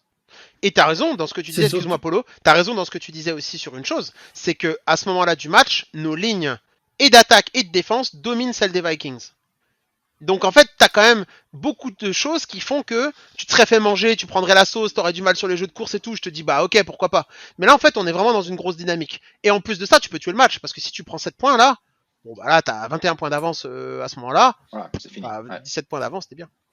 Et alors que si tu tapes le field goal, tu te retrouves à 13 points, c'était toujours un score. Exactement, ce qui ne change rien. De score. Exactement. Est-ce qu'on passerait pas au 2-minute warning? Et après, on pourra se concentrer sur le match qui arrive face aux Browns. Le 2-minute warning, monsieur le juge. J'enfile mon costume de magistrat, je sors le sablier. La question cette semaine du 2-minute warning, désormais avec un bilan de 3-1, est-ce que les Steelers ne seraient pas finalement les favoris de cette AFC Nord? À cette question, si je ne dis pas de bêtises, Polo va répondre non, et Romain va défendre le oui. La parole est à l'accusation. Polo, pourquoi les Steelers ne seraient pas les favoris de l'AFC Nord désormais? C'est parti. Parce que le calendrier est trompeur. Les Ravens ont joué les Bills, Detroit, Chiefs, Texans, plus les Browns, donc ils ont un calendrier de fou. Ils ont eu beaucoup de joueurs blessés. Pardon, je t'interromps, j'ai pas le droit. Vas-y. Bills, Detroit, Chiefs, Texans, Browns. Et vous rendez compte du calendrier de fou qu'ils ont eu. Ils ont eu beaucoup de joueurs blessés. Le week-end dernier, vous auriez dû voir la liste sur l'écran. Il y avait genre 10 joueurs qui manquaient. Notre bye week est derrière nous, donc on a 13 matchs à jouer en 13 semaines. Leur bye week est dans 2 semaines, donc ils jouent ce week-end, mais derrière ils ont du repos. Parce que on a joué aucun des matchs des AFC North. Eux, ils ont déjà joué un. Ils l'ont gagné donc contre les Browns. Parce que le record des Steelers est flatteur, comme je pense, quand on regarde les stats de cette équipe. On est 29e en total yards par match, 31 à la course dans la ligue. En défense, on est 28e en total yards par match, également 30e à la passe. Donc je pense qu'on est un peu une anomalie dans la ligue. On parlait de yards en défense. On est constamment battu en yards sur tous les matchs. Et on est la seule équipe dans ce cas-là qui a un winning record. en perdant le net yards sur le match. Parce que on parlait de Vegas, parce que Vegas a fini toujours par avoir raison et que Vegas favorise toujours les Ravens. Parfait. Et gestion de l'horloge, on aurait dit un exercice d'études minutes, Polo. Gestion de l'horloge, parfaite, Polo. 100 temps mort, le mec a remonté tout le terrain et a fini sa plaidoirie, c'est parfait. Ok, j'ai entendu, il y avait pas mal de choses intéressantes. La parole va être du coup maintenant à la défense. Romain, pourquoi désormais les Steelers sont les favoris de cette AFC Nord? C'est parti. C'est mathématique. Et je sais que Polo, c'est un petit peu le pessimiste du groupe. Hein, c'est normal, il est là, il fait son rôle. Mais c'est mathématique. 3-1. La deuxième meilleure équipe, entre guillemets, c'est Cincinnati à 2-3. Et les deux autres sont à une victoire, 4 défaites. Pour gagner la division, en fait, il faut juste gagner la moitié de nos matchs de division. On peut balancer les 3 à l'extérieur, c'est pas grave. Tu gagnes les 3 à domicile, c'est fait. Et tu regardes les autres équipes dans la division. Cincinnati qui est actuellement deuxième, ils ont quand même fait quelques matchs avec Jake Browning en QB qui a lancé 3 interceptions par match. Ils ont récupéré un mec élite hier avec Joe Flacco et ses 43 ans. C'est pas ça qui va leur changer l'équipe. Les Ravens, ils vont encore rater quelques matchs, faire quelques matchs sans Lamar, mais même avec Lamar, ils concèdent 450 yards par match. Voilà, tu vas pas battre grand monde en concédant 500 yards par match. Donc voilà, le destin est entre les mains des Steelers, c'est évident, c'est ce qu'on dit toujours. Mais en plus, il y a pas mal de circonstances qui sont favorables. Et puis, Polo, je te réponds sur le calendrier. Est-ce que le calendrier des Steelers était aussi faible qu'on le pensait il y a 5 semaines en voyant les performances des Seahawks et des Patriots qui ont tapé les Bills ce week-end? Donc je pense que l'aspect calendrier est peut-être sous-estimé ou surestimé selon le côté que tu prends. Donc voilà, les Steelers ont le volant entre les mains. Il y a les autres qui font la course derrière. Mais évidemment qu'on est favori, qu'on le veuille ou non, et peu importe le style des victoires. Quand tu as 2 matchs d'avance déjà, après 5 semaines et 3 sur les vrais rivaux, entre guillemets, t'as pas le droit. Ça sera un vrai échec de pas gagner la division et de pas la remporter. Je suis comment niveau temps, Thomas? Eh ben écoute, tiens, regarde. Oh là là. Terminé. Un peu moins bien que Polo sur la gestion de l'horloge, un tout petit peu moins bien que celle de Polo. Mais en vrai, dans la gestion de l'horloge, les gars, vous êtes de mieux en mieux. Je suis encore le padawan, j'apprends de Polo, mais un jour j'y arriverai. Et ce qui est chiant, c'est que vous êtes de mieux en mieux en plus dans les débats. Parce que là, c'est extrêmement dur. J'ai écouté les deux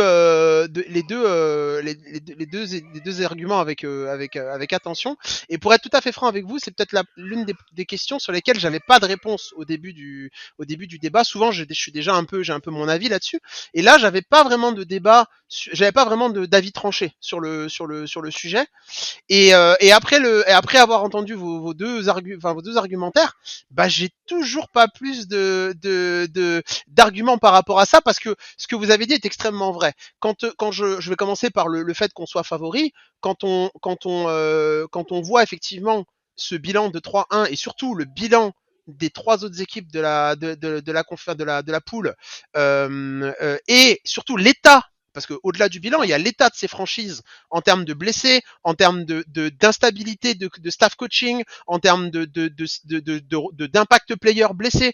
Tu disais tout à l'heure, et tu as entièrement raison, la liste des Ravens, alors on peut prendre ça comme un argument pour le oui, comme on peut dire ça, un argument pour le contre, mais quand tu vois la liste des blessés des Ravens, les gars, j'ai regardé la stat, ils avaient 150 millions de dollars de masse salariale blessés sur le dernier match. Et en fait, tu te dis, et pas des petites blessures. Des mecs, ils ont, comme il s'appelle, pas Patrick Quinn, il est chez nous, Roquan Smith, qui est l'âme de cette défense, qui est blessé pour plusieurs semaines. Ils ont, alors je vais pas encore me lancer dans un exercice de prononciation, parce que la dernière fois que j'ai fait ça avec Njigba, on sait tous comment ça s'est fini, mais ils ont un mec en ligne défensive, là, Mabwike, ou un nom comme ça, le defensive tackle, qui est l'un de leurs meilleurs defensive tackle, qui est injury reserve, blessé au cou.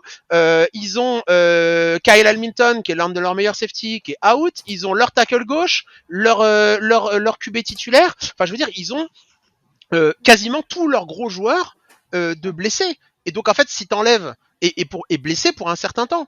Donc si aux Steelers t'enlèves Metcalf, Rodgers, Cam Hayward, Patrick Quinn et Jalen Ramsey, voilà. Donc c'est à la fois un argument où tu te dis, évidemment, compte tenu de ça, tu comprends le bilan et tu comprends pourquoi ils sont à 1-4 les Ravens, évidemment. Ouais. Mais tu comprends aussi que si ces blessures-là perdurent, En fait, à quel moment on peut pas ne pas être favori de cette poule, tu vois? Donc ces deux-là sont assez, cet argument-là est assez controversé. Après, là où je rejoins un peu Polo aussi, c'est que sur le calendrier, le calendrier de l'air de rien des Steelers qui arrive, il est copieux. Parce que en regardant le calendrier qui nous attend, on joue quasi aucune équipe faible. Je crois on joue les Bears et on joue une autre équipe, les Dolphins peut-être bien. Voilà, on joue les Dolphins qui, à mon avis, en plus on les joue quasiment à la fin de la saison, seront déjà partis en vacances. Enfin, en tout cas, on verra, mais vu comme ça part leur saison, voilà. Mais tout le reste, c'est que des grosses équipes. On joue les Bills, on joue les Chiefs, on joue les Lions, on joue nos 6 matchs de division. Donc en fait, par contre, est-ce que tu disais, Romain, cette année, on joue pas les Chiefs? Par contre, pour confirmer ce que tu dis, on joue les Packers. On joue les Packers, la seule équipe à avoir perdu contre Cleveland. Les 6 derniers matchs, c'est Buffalo, Baltimore, Miami, Détroit, Cleveland, Baltimore. On joue que des matchs de division ou des matchs contre des gros adversaires, tu vois. Et l'air de rien, ça, c'est quand même une donnée assez importante à prendre en compte qui va dans le sens de Polo. Par contre, ce qui va dans ton sens, Romain, et c'est pour ça que je vais finalement acter pour un match nul, pour le premier de la distillerie dans le débat, c'est que si on gagne effectivement les matchs de division, on est quasiment sûr de remporter la poule. Maintenant, est-ce qu'on est capable d'aller gagner ces matchs de division, notamment d'aller jouer les Ravens et les Browns en fin de saison et de gagner ces matchs-là qui vont être hyper intéressants, sachant que notre bye week est déjà passé et qu'on n'est pas aussi à l'abri d'avoir des blessures? Pas sûr, à voir. Après, nos deux prochains matchs, c'est Cleveland et Cincinnati. Les deux dans des conditions un peu compliquées. Là déjà, on aura... Si tu gagnes ces deux-là, déjà, t'es bien. Je suis d'accord avec toi. Et quand Baltimore ne récupère pas Lamar Jackson pendant une semaine ou deux, ouais. T'es en très bonne position quand même. T'auras pris un avantage quasi décisif, oui. Oui, possible. J'ai bossé un peu pendant ces 2 semaines et je fais, merci. Bah, tu me payes beaucoup, Romain, pour tout ce travail. Et j'ai fait, vous parliez du calendrier. Ce que j'ai fait des prévisions. J'ai fait, des scénarios. Win, loss, ouais, ok. Le roi des pronos est de retour. Bah, pas les pronos, mais je dis vraiment. Et les Ravens, il y a un scénario pour qu'ils finissent à 9-8. Okay. Donc, un scénario, tu veux dire à peu près logique, quoi, c'est-à-dire à peu près logique. Okay. À peu près logique. Okay. Sur la même logique, en suivant la trajectoire un peu des Steelers, j'ai les Steelers, donc j'ai les Ravens dans le scénario que j'ai expliqué, ils sont à 5-1, donc il y a 5 victoires et une défaite contre ce qui reste, tu veux dire, dans les 6 prochains matchs, ok, ouais. Non, pour la FC, ouais. Ah oui. Et pour nous, pareil, donc 5-1, 5 victoires. Une défaite contre. Donc en gros, tout le monde gagne contre les Bengals et les Browns et chacun et Ravens et Steelers ont gagné un chacun. Tu finis à 11-6 les Steelers. Ok, 11-6. Ok. Mais j'ai également travaillé sur un scénario où un peu laborieux, pas catastrophe, je voulais pas faire catastrophe, mais laborieux vraiment où vraiment ça se complique. Où en AFC North donc t'es à 3-1, en AFC North t'es à 3-3. Tu sweep les Bengals, tu split contre les Browns et tu perds 2 fois contre Baltimore. Ravens, oui. Ok, donc t'es à 3-3.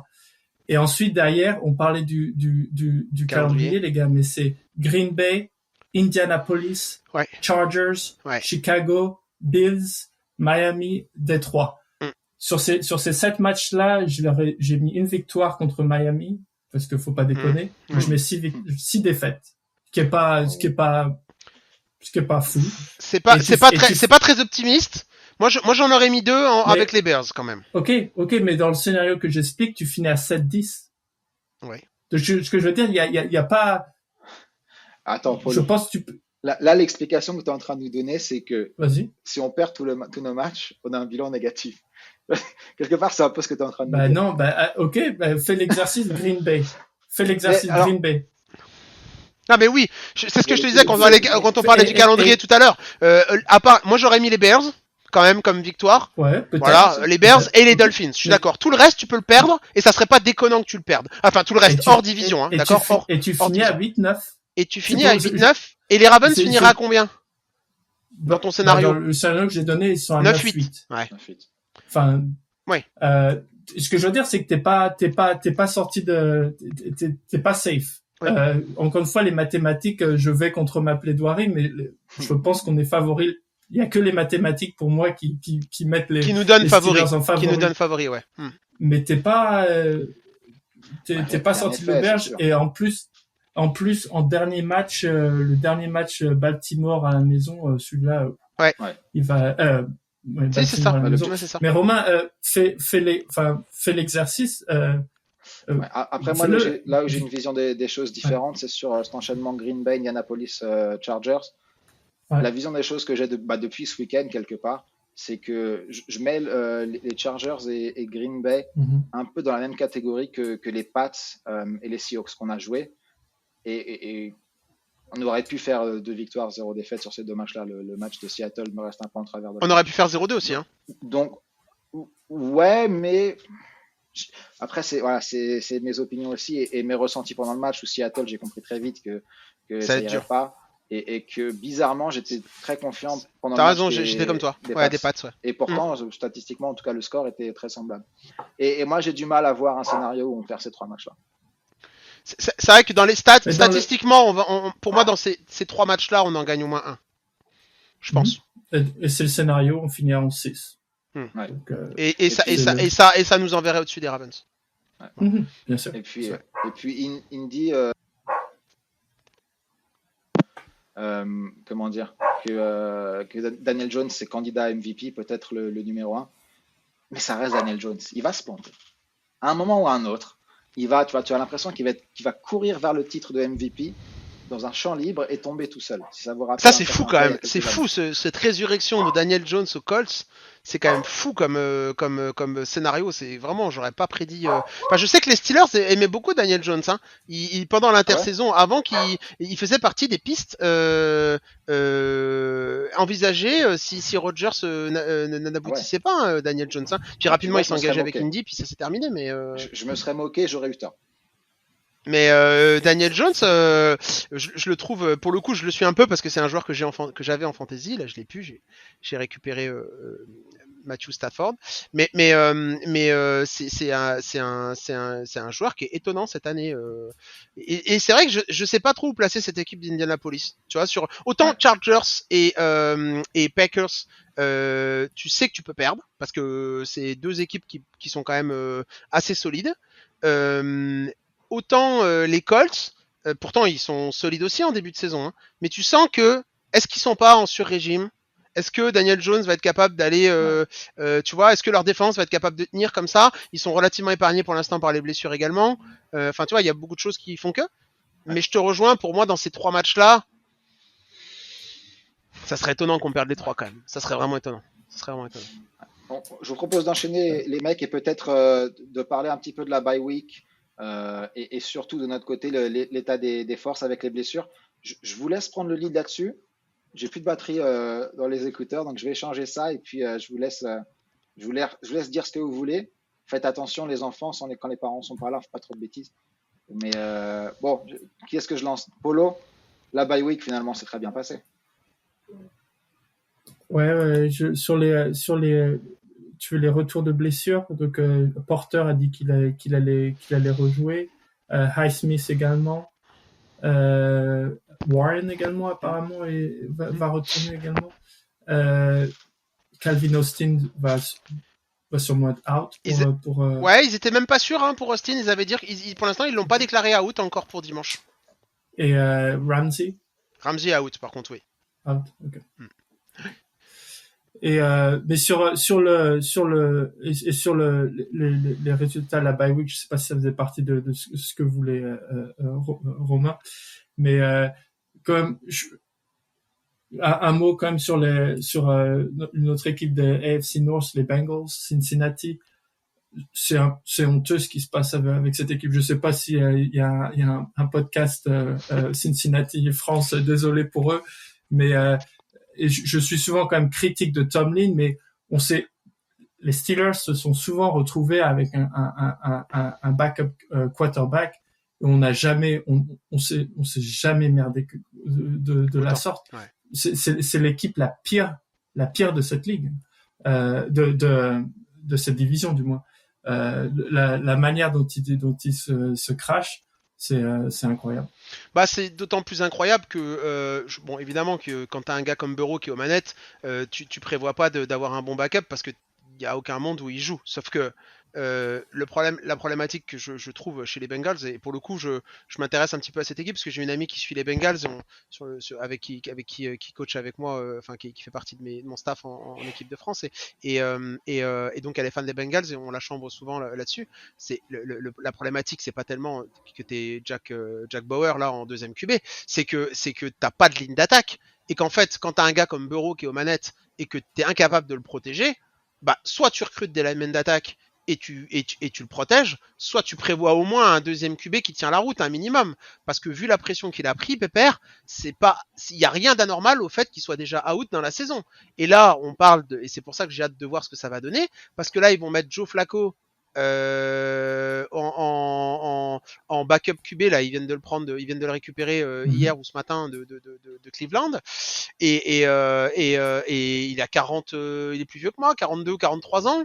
Derrière cette ligne d'attaque qui a tout d'une porte de saloon, bah je serais eux, j'irais quand même aussi que je commencerai à regarder pour encore un autre après, parce qu'à ce rythme-là, ils vont en consommer un tous les mois de quarterback. Donc c'est inquiétant.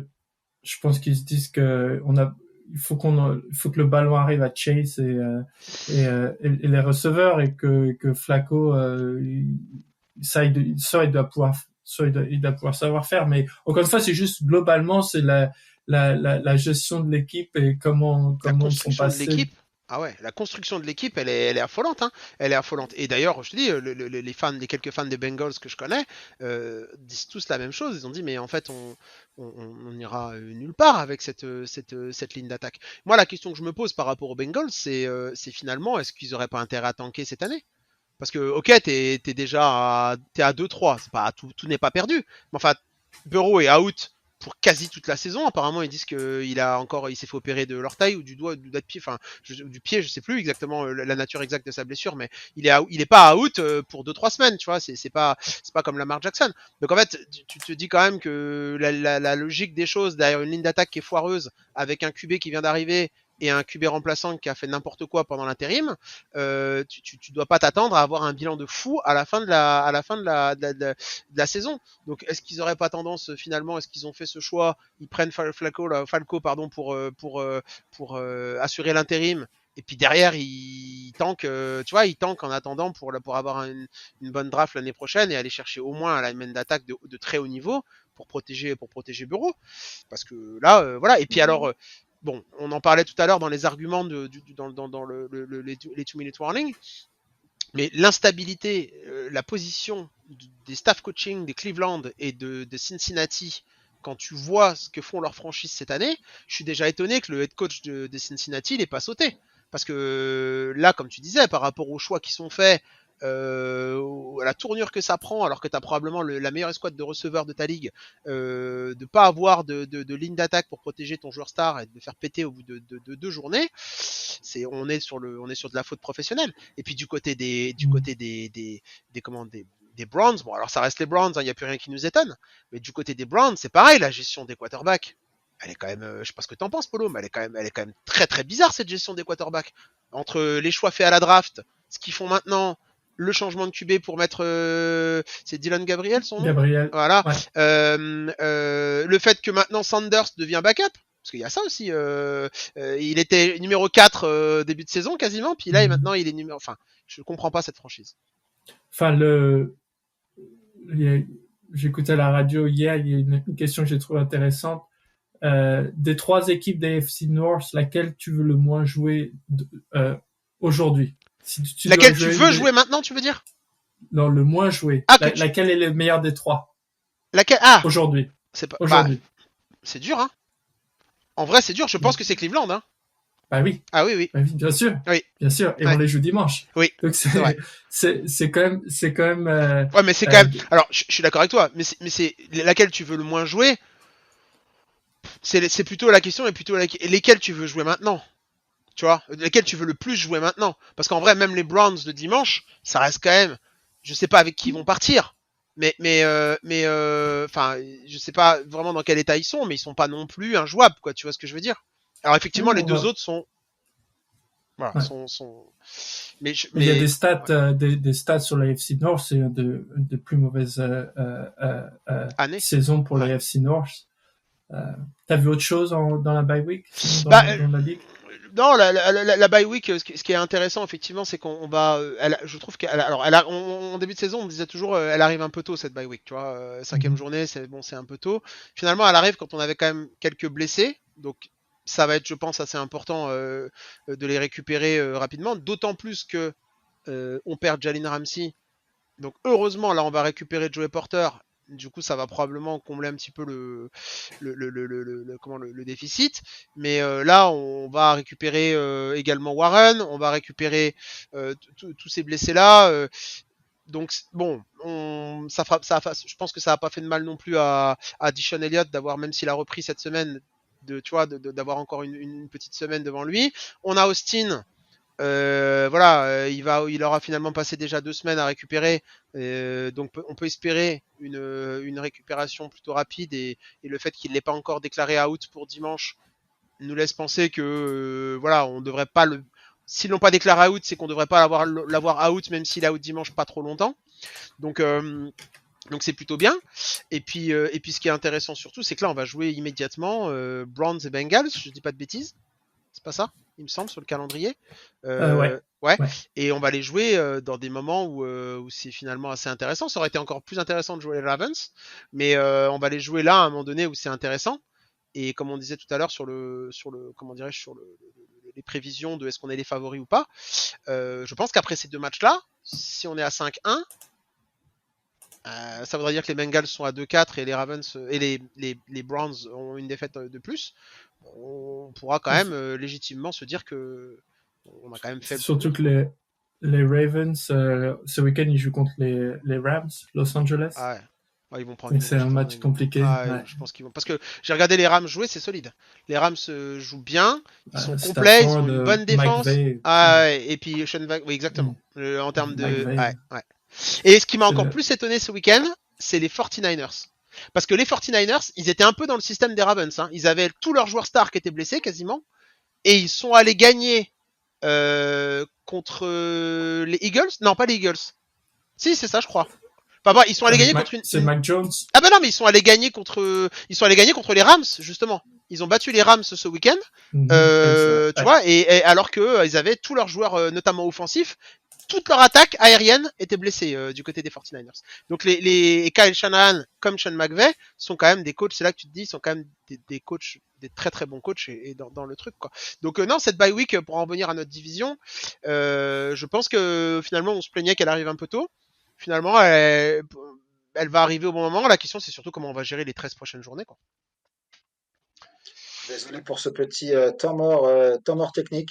Un peu comme ça. Il n'y a pas un match la saison dernière où il y avait une pause de 2 heures parce que les lumières s'étaient éteintes. À cause, Voilà. ouais, Je suis ouais. au niveau de la NFL à ce niveau-là, vous inquiétez pas. J'ai l'impression que vous avez bien couvert le sujet de la bye week parce que je m'attendais pas à revenir et à entendre parler des 49ers. Donc, merci d'avoir bien meublé. Et bon. Euh, est-ce qu'on enchaîne directement par le match des Browns du coup? Bon, on Qu'est-ce a qui vous commencé, intéresse? on en a parlé un petit peu, mais ouais. Ouais, ouais, je pense que Polo a aussi parlé un petit peu tout à l'heure de la défense des Steelers statistiquement. Et comme on disait, c'est une autre histoire, la défense des Browns. C'est aussi, c'est un petit peu l'inverse. Polo, est-ce que tu as des chiffres devant toi que tu peux nous donner sur la défense des Browns statistiquement? C'est la meilleure équipe en défense en run, c'est la meilleure équipe. Donc en rush par game, ils sont à 75 yards. Ils donnent 75 yards à l'adversaire. En passe, ils sont un peu moins bons. Bon, ils sont toujours à 172. Ils sont quatrième. C'est la quatrième meilleure. Donc très grosse défense. Ouais. On parlait de bilan trompeur. Est-ce que le bilan des Browns à 1-4 est pas lui aussi trompeur finalement? Thomas s'est foutu de ma gueule, mais Non, je vais demander des trois équipes laquelle tu veux le moins jouer dimanche. Ouais. non, mais c'est les Browns, c'est sûr. C'est sûr que c'est le Browns. La question est pas, c'est pas que je me suis foutu la gueule là-dessus, c'est que je considère que pour moi, c'est plutôt lesquels t'aimerais le plus jouer maintenant. Par tu vois, défaut. voilà, par défaut. C'est par défaut. Parce que pour moi, les Browns, ils font pas. Moi, j'ai regardé leur match de dimanche. J'ai regardé leur match. Contre les Vikings d'ailleurs. J'ai regardé leur match. Dylan Gabriel. Je veux dire, si on n'arrive pas à le pressuriser et à lui faire des conneries avec le match qu'il a fait encore contre les Vikings, il est pas. Enfin, je veux dire, ça reste un jeune QB qui sera sa deuxième titularisation à NFL. Il joue propre, Par cela contre, dit, dimanche, comparé à Joe Flacco avant. je suis d'accord. Il joue propre. C'est d'ailleurs à mon avis pour ça qu'il a gagné sa place de starter. C'est que je pense que la philosophie des Browns est gros jeu au sol, peu d'erreurs du QB et une défense forte. Ça me rappelle quelqu'un ça. Mais voilà, je pense que c'est leur strat et je pense que Flacco faisait trop d'erreurs par rapport à ça, tu vois, par rapport aux déchets qu'il avait. Donc à voir. En 3 matchs, si je dis pas de bêtises. Mais oui, c'est ça. 2 touchdowns, 6 interceptions. Ouais. Non, mais le ratio est dégueu. C'est lui qui va relancer les Bengals. On en parlait justement pendant ton absence, on parlait des Bengals et Polo était effaré de voir le désastre qu'était cette franchise dans la construction en fait de cette franchise. Voilà. Mais non, ouais, pour revenir aux Browns, moi ce qui me titille un peu, ce qui me hype un peu, c'est de voir ce que va faire notre défense au sol contre leur attaque au sol. Parce que la ligne d'attaque des Browns est très bonne. Et en plus de ça, comment il s'appelle, Dylan Gabriel est gaucher. Et du coup, leur meilleur tackle, pour moi, c'est Jack Conklin, qui est le tackle droit de cette équipe des Browns. Et du coup, il va passer blindside tackle. Donc, en fait, pareil, tu vois, c'est des petits détails, mais c'est donc et ouais, et il va se retrouver de ce côté-là contre TJ Watt, qui a pas souvent l'occasion d'être blindside, parce que la plupart du temps il est toujours du même côté. Et donc en fait il y a plein de duels dans le match qui vont être assez intéressants également pour notre ligne défensive, enfin notre défense contre cette attaque des Browns. Et la question va être comment est-ce qu'on va être capable de réitérer la performance qu'on a fait ce week-end au sol entre guillemets parce qu'elle est modérée cette performance. Est-ce qu'on va être capable de contenir l'attaque au sol des Browns? Sachant que Ashton Jenkins, c'est le nom du petit rookie là qui vient de prendre le poste de titulaire au poste de running back à Cleveland. Et moi, il m'a fait une très grosse impression. Ouais. Encore une fois, je l'avais en fantasy, donc c'est aussi pour ça que j'ai regardé. Un joueur qui a fait 0 prep aussi. Hein. Il a manqué toute l'intersaison. C'est pour ça que toi et Matt, c'est pour ça qu'il n'était pas titulaire. On l'a pris très tard dans les drafts fantasy. Je l'ai eu au dernier tour. Ouais. Mais impact instantané. Instantané, et il est annoncé là, notamment dans les fantasy, comme même en n'ayant pas joué les 2 ou 3 premières journées, je crois. Je crois qu'il est là depuis 2 ou 3 journées. La week 3, il me semble qu'il a joué très peu. Et la week 3, il a commencé à jouer, mais très peu. Et il a vraiment été installé la semaine dernière. Et donc, ça fait 2 week-ends qui performe. Et les 2 week-ends où il est starter, il explose, il fait 100 yards à chaque fois au minimum, et enfin là je crois qu'il est 99 ce week-end, enfin bon peu importe, et il est vraiment très bon. Donc en fait ça va être vraiment intéressant de voir ce jeu au sol contre notre défense. Je vais vous dire quelque chose de choquant.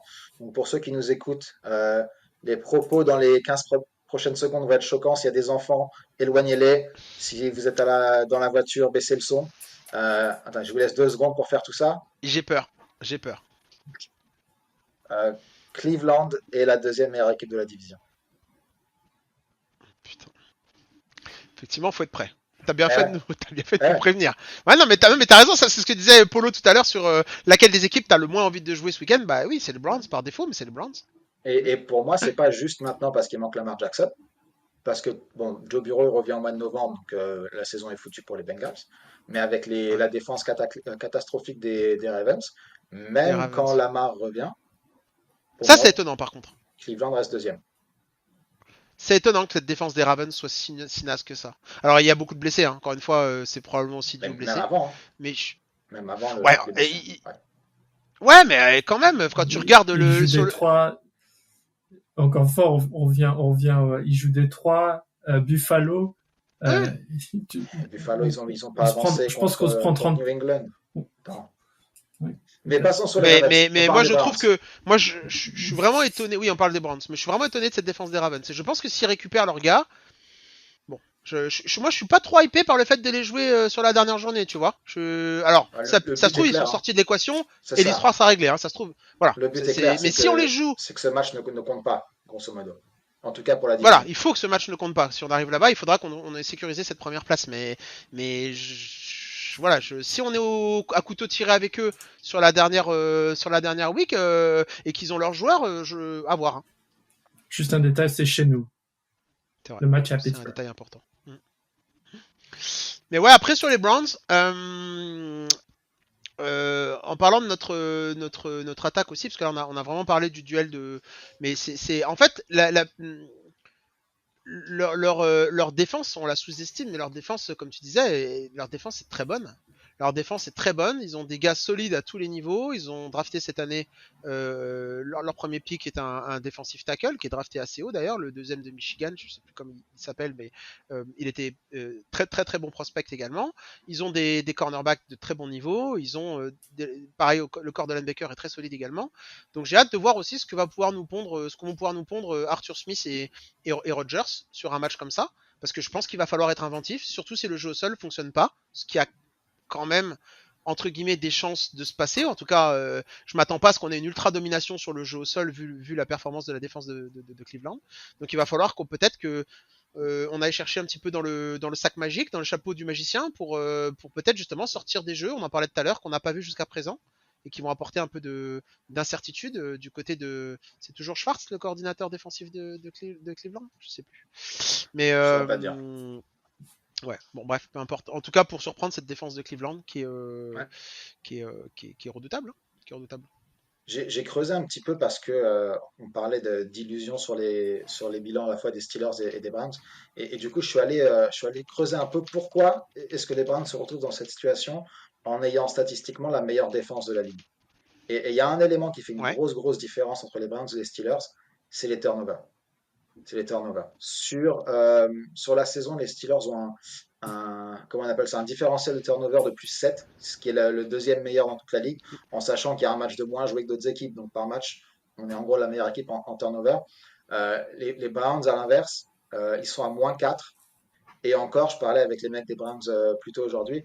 Ils ont corrigé un petit peu ça le week-end dernier avec 2 takeaways et 0 turnover. Donc, ça fait une grosse différence parce qu'ils limitent beaucoup les yards. Ils ne concèdent pas trop de points, encore que j'ai une stat là-dessus aussi. Mais ils arrivent pas à forcer des turnovers et ça fait une différence énorme. Et puis, ils bah ont une ils course arrivent pas. bateau avec 3 picks par match, hein. Mais Deux, pardon. évidemment, en J'ai fait, il est abusé. déjà là. C'est-à-dire que au-delà on en avait parlé, je crois, sur le dernier podcast ou celui d'avant, où j'avais dit l'une des stats les plus importantes l'année dernière des Steelers, c'est qu'on était premier au ratio turnover.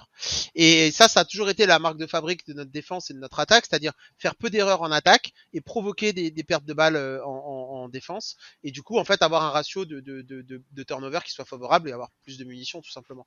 Et donc ça c'est l'ADN même des Steelers. Et cette année, je pense qu'elle est encore présente. Elle sera encore présente pour un certain nombre de temps. En tout cas, tant qu'il y aura Tomlin. Et Et Terry Austin à s'en cache pas l'inverse, d'ailleurs. et tout à fait, non mais il a entièrement raison. Et à l'inverse, les Browns ont une très bonne défense dans tout ce qui est containment, c'est-à-dire le fait de contenir en fait l'attaque adverse, mais ils n'ont pas de splash play. Il manque un peu de, je pense, de talent au niveau des joueurs défensifs pour aller justement chercher ces interceptions, ces turnovers, ces fumbles, ce genre de choses là. Ils ont un front fort qui est relativement solide sur tout ce qui est sac et tout, encore que on s'aperçoit que quand on contient Miles Garrett, c'est un petit peu plus dur pour les autres d'aller chercher de la pression sur les QB, mais bon, ils sont pas dégueulasses sur ce niveau-là. Mais surtout, ils font beaucoup trop de pertes de balles en attaque. Ils font entre les interceptions et les fumbles, ils font beaucoup trop de pertes de balles, et du coup, c'est ça qui plombe un peu ton ratio.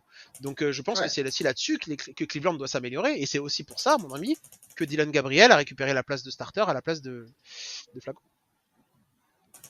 Ouais, et une autre stat aussi qui est intéressante, déjà avant de passer là-dessus, je l'ai mentionné rapidement, en termes de points concédés par les équipes, alors les Steelers sont quoi? En gros 28e dans toutes les stats défensives à peu près, et Cleveland top 3. Les Browns concèdent 0,1 point de plus que nous par match sur le début de saison. Donc c'est voilà, c'est dire l'impact de ces choses-là. Et puis il y a aussi en attaque où ils ont un petit peu même s'ils font des progrès, et que finalement, niveau statistique, même en attaque, ils sont devant nous, hein, de peu, mais ils sont devant nous. Euh, Quelque part, leurs stats accumulées se passent sur un petit nombre de drives, qui vont faire des longs drives de temps en temps, mais c'est l'équipe en NFL qui a le plus punté pour l'instant. Donc leur drive, c'est un petit peu soit en avance, où on fait 80 yards, soit bah, ça finit en punt à 2 fois sur 3. Et ça va être important de le faire. T'es- On t'es- parlait tout à l'heure d'efficacité sur troisième down. Et ouais, je pense qu'il va falloir les forcer à punter le plus possible. En tout cas, se mettre dans des positions où ils doivent punter. Moi j'avais, alors je sais pas, t'as les stats, mais moi j'avais, tu avais raison, ils sont premiers, mais au nombre de yards concédés, Oui, pas au nombre de points, Yann. tu vois? Oui, c'est ce que Polo Ouais, yards nous concédés, disait voilà. tout à l'heure. Ouais. Ouais, ils sont Mhm. premiers au nombre de yards concédés, mais par contre, en termes de points octroyés, ils sont 23e. Ouais. Donc en fait, ils concèdent peu de yards, mais beaucoup de points. Et ça, c'est symptomatique d'une équipe qui perd des balles à des endroits trop importants. C'est-à-dire ou qui prennent des retours d'interception ou des conneries comme ça. C'est typiquement la faute, entre guillemets, de l'attaque. C'est-à-dire qu'une défense qui est première au nombre de yards, mais qui prend beaucoup de points, c'est elle a des field position ou des special teams. Ça peut être aussi une équipe qui a du mal à couvrir les punts, qui a du mal à faire ce genre de choses. Mais c'est symptomatique d'une attaque qui est malade, hein. Enfin, en tout cas qui est pas performance. Est-ce que c'est ça la clé du match? Ça va être de gagner le différentiel de turnover, comme Tomlin aime le dire, que c'est un peu la clé de tous les matchs. Est-ce que c'est ça ou est-ce que vous voyez autre chose? Polo, t'as un avis là-dessus? Peut-être les deux attaques sont médiocres. Enfin, les deux attaques sont plutôt en bas de classement dans la ligue. Donc, ça sera sur la défense. Ça va se jouer au point et je veux dire, au coup de poing et à la force. Donc, moi, j'espère que TJ Watt j'espère qu'ils vont mettre la pression sur Gabriel. Ouais, J'espère qu'ils vont le faire. Il faut qu'ils le fassent ouais. déjouer, qui voit des trucs, voilà, qui lui mettent une grosse pression et peut-être que derrière ça va donner des interceptions. Pour moi, c'est un clone game. Tu vois? C'est deux équipes qui se ressemblent énormément dans la façon dont elles Ouais. sont, dans le jeu en fait qu'elles ont, qui se ressemblent énormément. Et du coup, les forces et les faiblesses des deux équipes sont quasiment les mêmes. La seule différence, effectivement, c'est cette capacité de créer des turnovers ou de ne pas en faire quand tu es en attaque. Et là-dessus, je pense qu'on a au-delà des stats, on a un réel avantage avec les joueurs. C'est-à-dire que il y a les stats, bon, ça parle d'elles-mêmes et voilà, etc. Mais dans les joueurs, Rodgers c'est quelqu'un qui fait peu, c'est une de ses grosses qualités qui fait peu d'erreurs. C'est-à-dire qu'il va concéder un sac, mais il va pas lancer une saucisse et prendre une inter, tu vois. Ou il va pas, enfin voilà, c'est pas quelqu'un qui fait, non mais il en fera, hein, attention. Hein. Mais je veux dire, je vois la tête de Polo. Mais globalement, il est Ouais, pas. mais on a quand même pas parlé de Broderick Jones qui récupère le ballon sur le Oh oui, fumble. elle est exceptionnelle cette action. Elle est Ouais. exceptionnelle cette action. Mais c'est pas sur une passe, il court, ce Ouais. con. Ouais, tu vois ce que je veux dire. C'est vraiment. J'ai d'ailleurs été quand il est parti, je me suis dit oulala. Ça fait 9 ans qu'il n'a pas Il peut couru se comme passer tout et ça. n'importe quoi. Ouais, c'est clair et net. Non, mais voilà, donc je veux dire, en fait, dans cette espèce d'ADN ou en tout cas de construction, enfin de profil de joueur, on a quand même plus de joueurs pour faire des turnovers et pour ne pas en faire en attaque que les Browns. Un mec comme Zepolo, un mec comme Gabriel, si on arrive à contenir le jeu au sol, c'est-à-dire si on arrive à vraiment contenir un petit peu ce jeu au sol des Browns, qu'on force Gabriel à lancer la balle et qu'on lui met un peu de pression, il y a quand même moyen avec les joueurs qu'on a, on est capable de mettre la pression, on l'a vu encore le week-end dernier, Ouais. on peut le faire tilter et le faire juste nous donner le match, quoi, tout simplement. Et Et à l'inverse, typiquement, c'est quelque chose dont oui, parle Tomlin très souvent quand il joue des quarterbacks rookies, c'est profiter un peu de ce manque d'expérience pour être aussi un peu créatif dans les blitz et dans les couvertures pour, voilà, pour profiter de ce manque d'expérience-là, même s'il a un petit peu minimisé ça en conférence de presse en disant que c'est pas un rookie QB comme un autre parce qu'il a joué, je crois, 6 années en NCAA et qu'il a déjà 25 ans. ouais, Mais le plan de jeu mais pour moi ne sera pas forcément différent. C'est voilà, reposer ou faire que le jeu des Browns repose quasiment uniquement sur sur leur Gabriel. rookie et essayer de le mettre dans les pires positions possibles. Et tu vas Ouais, moi, avoir et Gabriel et Jenkins. C'est-à-dire que Ouais, leurs deux et pour l'instant, en plus Cleveland n'a pas de receveur qui émerge. Ils ont aucun receveur qui émerge. Leur meilleur receveur, c'est leur deux tight ends. Donc en fait, si on arrive à contenir ce jeu et qu'on les force, entre guillemets, à lancer la balle tout en couvrant par exemple les tight ends, comme plan de jeu, est-ce que Gabriel va être capable de se connecter avec ses receveurs qu'il a jusqu'à présent, lui et Falco, n'ont pas fait? Pas sûr. C'est des similarités dont tu parlais que j'ai aussi remarqué, c'est qu'en attaque, effectivement, ils ont un receveur numéro un, mais c'est Metcalf, c'est Monsieur Jeudi. Jerry Jeudy. Et derrière, c'est les tight ends qui reçoivent les cibles. Donc finalement, les effectifs, en tout cas en attaque, sont un peu construits de la même, Ouais, de la même façon. Mais c'est la question que j'allais vous demander, les gars, dimanche, avec si Calvin Austin est out, qui est-ce qui mange? Est-ce que c'est Scotty Miller? Est-ce que c'est le numéro 10 Roman Wilson. Roman Wilson. Roman Wilson? J'ai cru voir passer une phrase, je sais plus si c'est Tomlin ou Arthur Smith, qui disait que le rôle de John, avec la blessure d'Austin, le rôle de Jonnu Smith et de Roman Wilson allait être forcément augmenté dans les semaines à venir. De toute façon, Roman Wilson, son utilisation ne pouvait pas trop descendre. Et encore, Si, vous saviez, il pouvait être en tribune. Ouais, et je l'avais mis dans mes tops, pour être un peu, voilà, je l'avais mis dans mes tops parce qu'il recouvre le onside kick et contre les Vikings, Ah oui, et que c'est son meilleur play en carrière en fait. Donc, voilà. Bref. pour l'instant, ouais. Et C'est dur pour lui, hein, je trouve. Hein. Je sais pas ce qui c'est cloche dur. avec lui. Je comprends pas. Je sais pas ce qui cloche avec lui. Je comprends pas pourquoi il a pas plus d'opportunités. Parce qu'en pré-saison, il a été utilisé, et il a plutôt été bon en plus. C'est pas comme si les Steelers avaient dit, bah, on lui a jamais fait confiance. Il a eu l'opportunité de se montrer en pré-saison et il a plutôt saisi à mon sens. Mais, ouais. Mais pour revenir effectivement à Austin, il y a deux choses sur lesquelles on doit le remplacer. On parle du jeu d'attaque, c'est une chose, effectivement, mais c'est aussi le mec qui retourne les punts, Calvin Austin. Donc Oui, là c'est aussi, il y a une solution à trouver. Polo, tu voulais dire quelque chose? Non, je retournais juste à l'allocation de comment il distribue le ballon. Il y a pas beaucoup de, une fois que tu enlèves Metcalf, Austin, et que tu donnes la part au running back et au tight end, il reste plus beaucoup de ballons. Hein. C'est pour ça que l'idée de ramener un autre receveur, moi pourquoi pas, c'est peut-être un bon choix. Mais le problème, c'est que pour lui donner quoi? Je sais pas. Pour lui donner quoi? Ouais. Exactement. Ouais. Non mais t'as raison. Après, ouais. Oui, tout à fait, ouais. Ouais, c'est vrai. Après, peut-être aussi que, alors je sais pas si c'est la poule ou l'œuf, tu vois.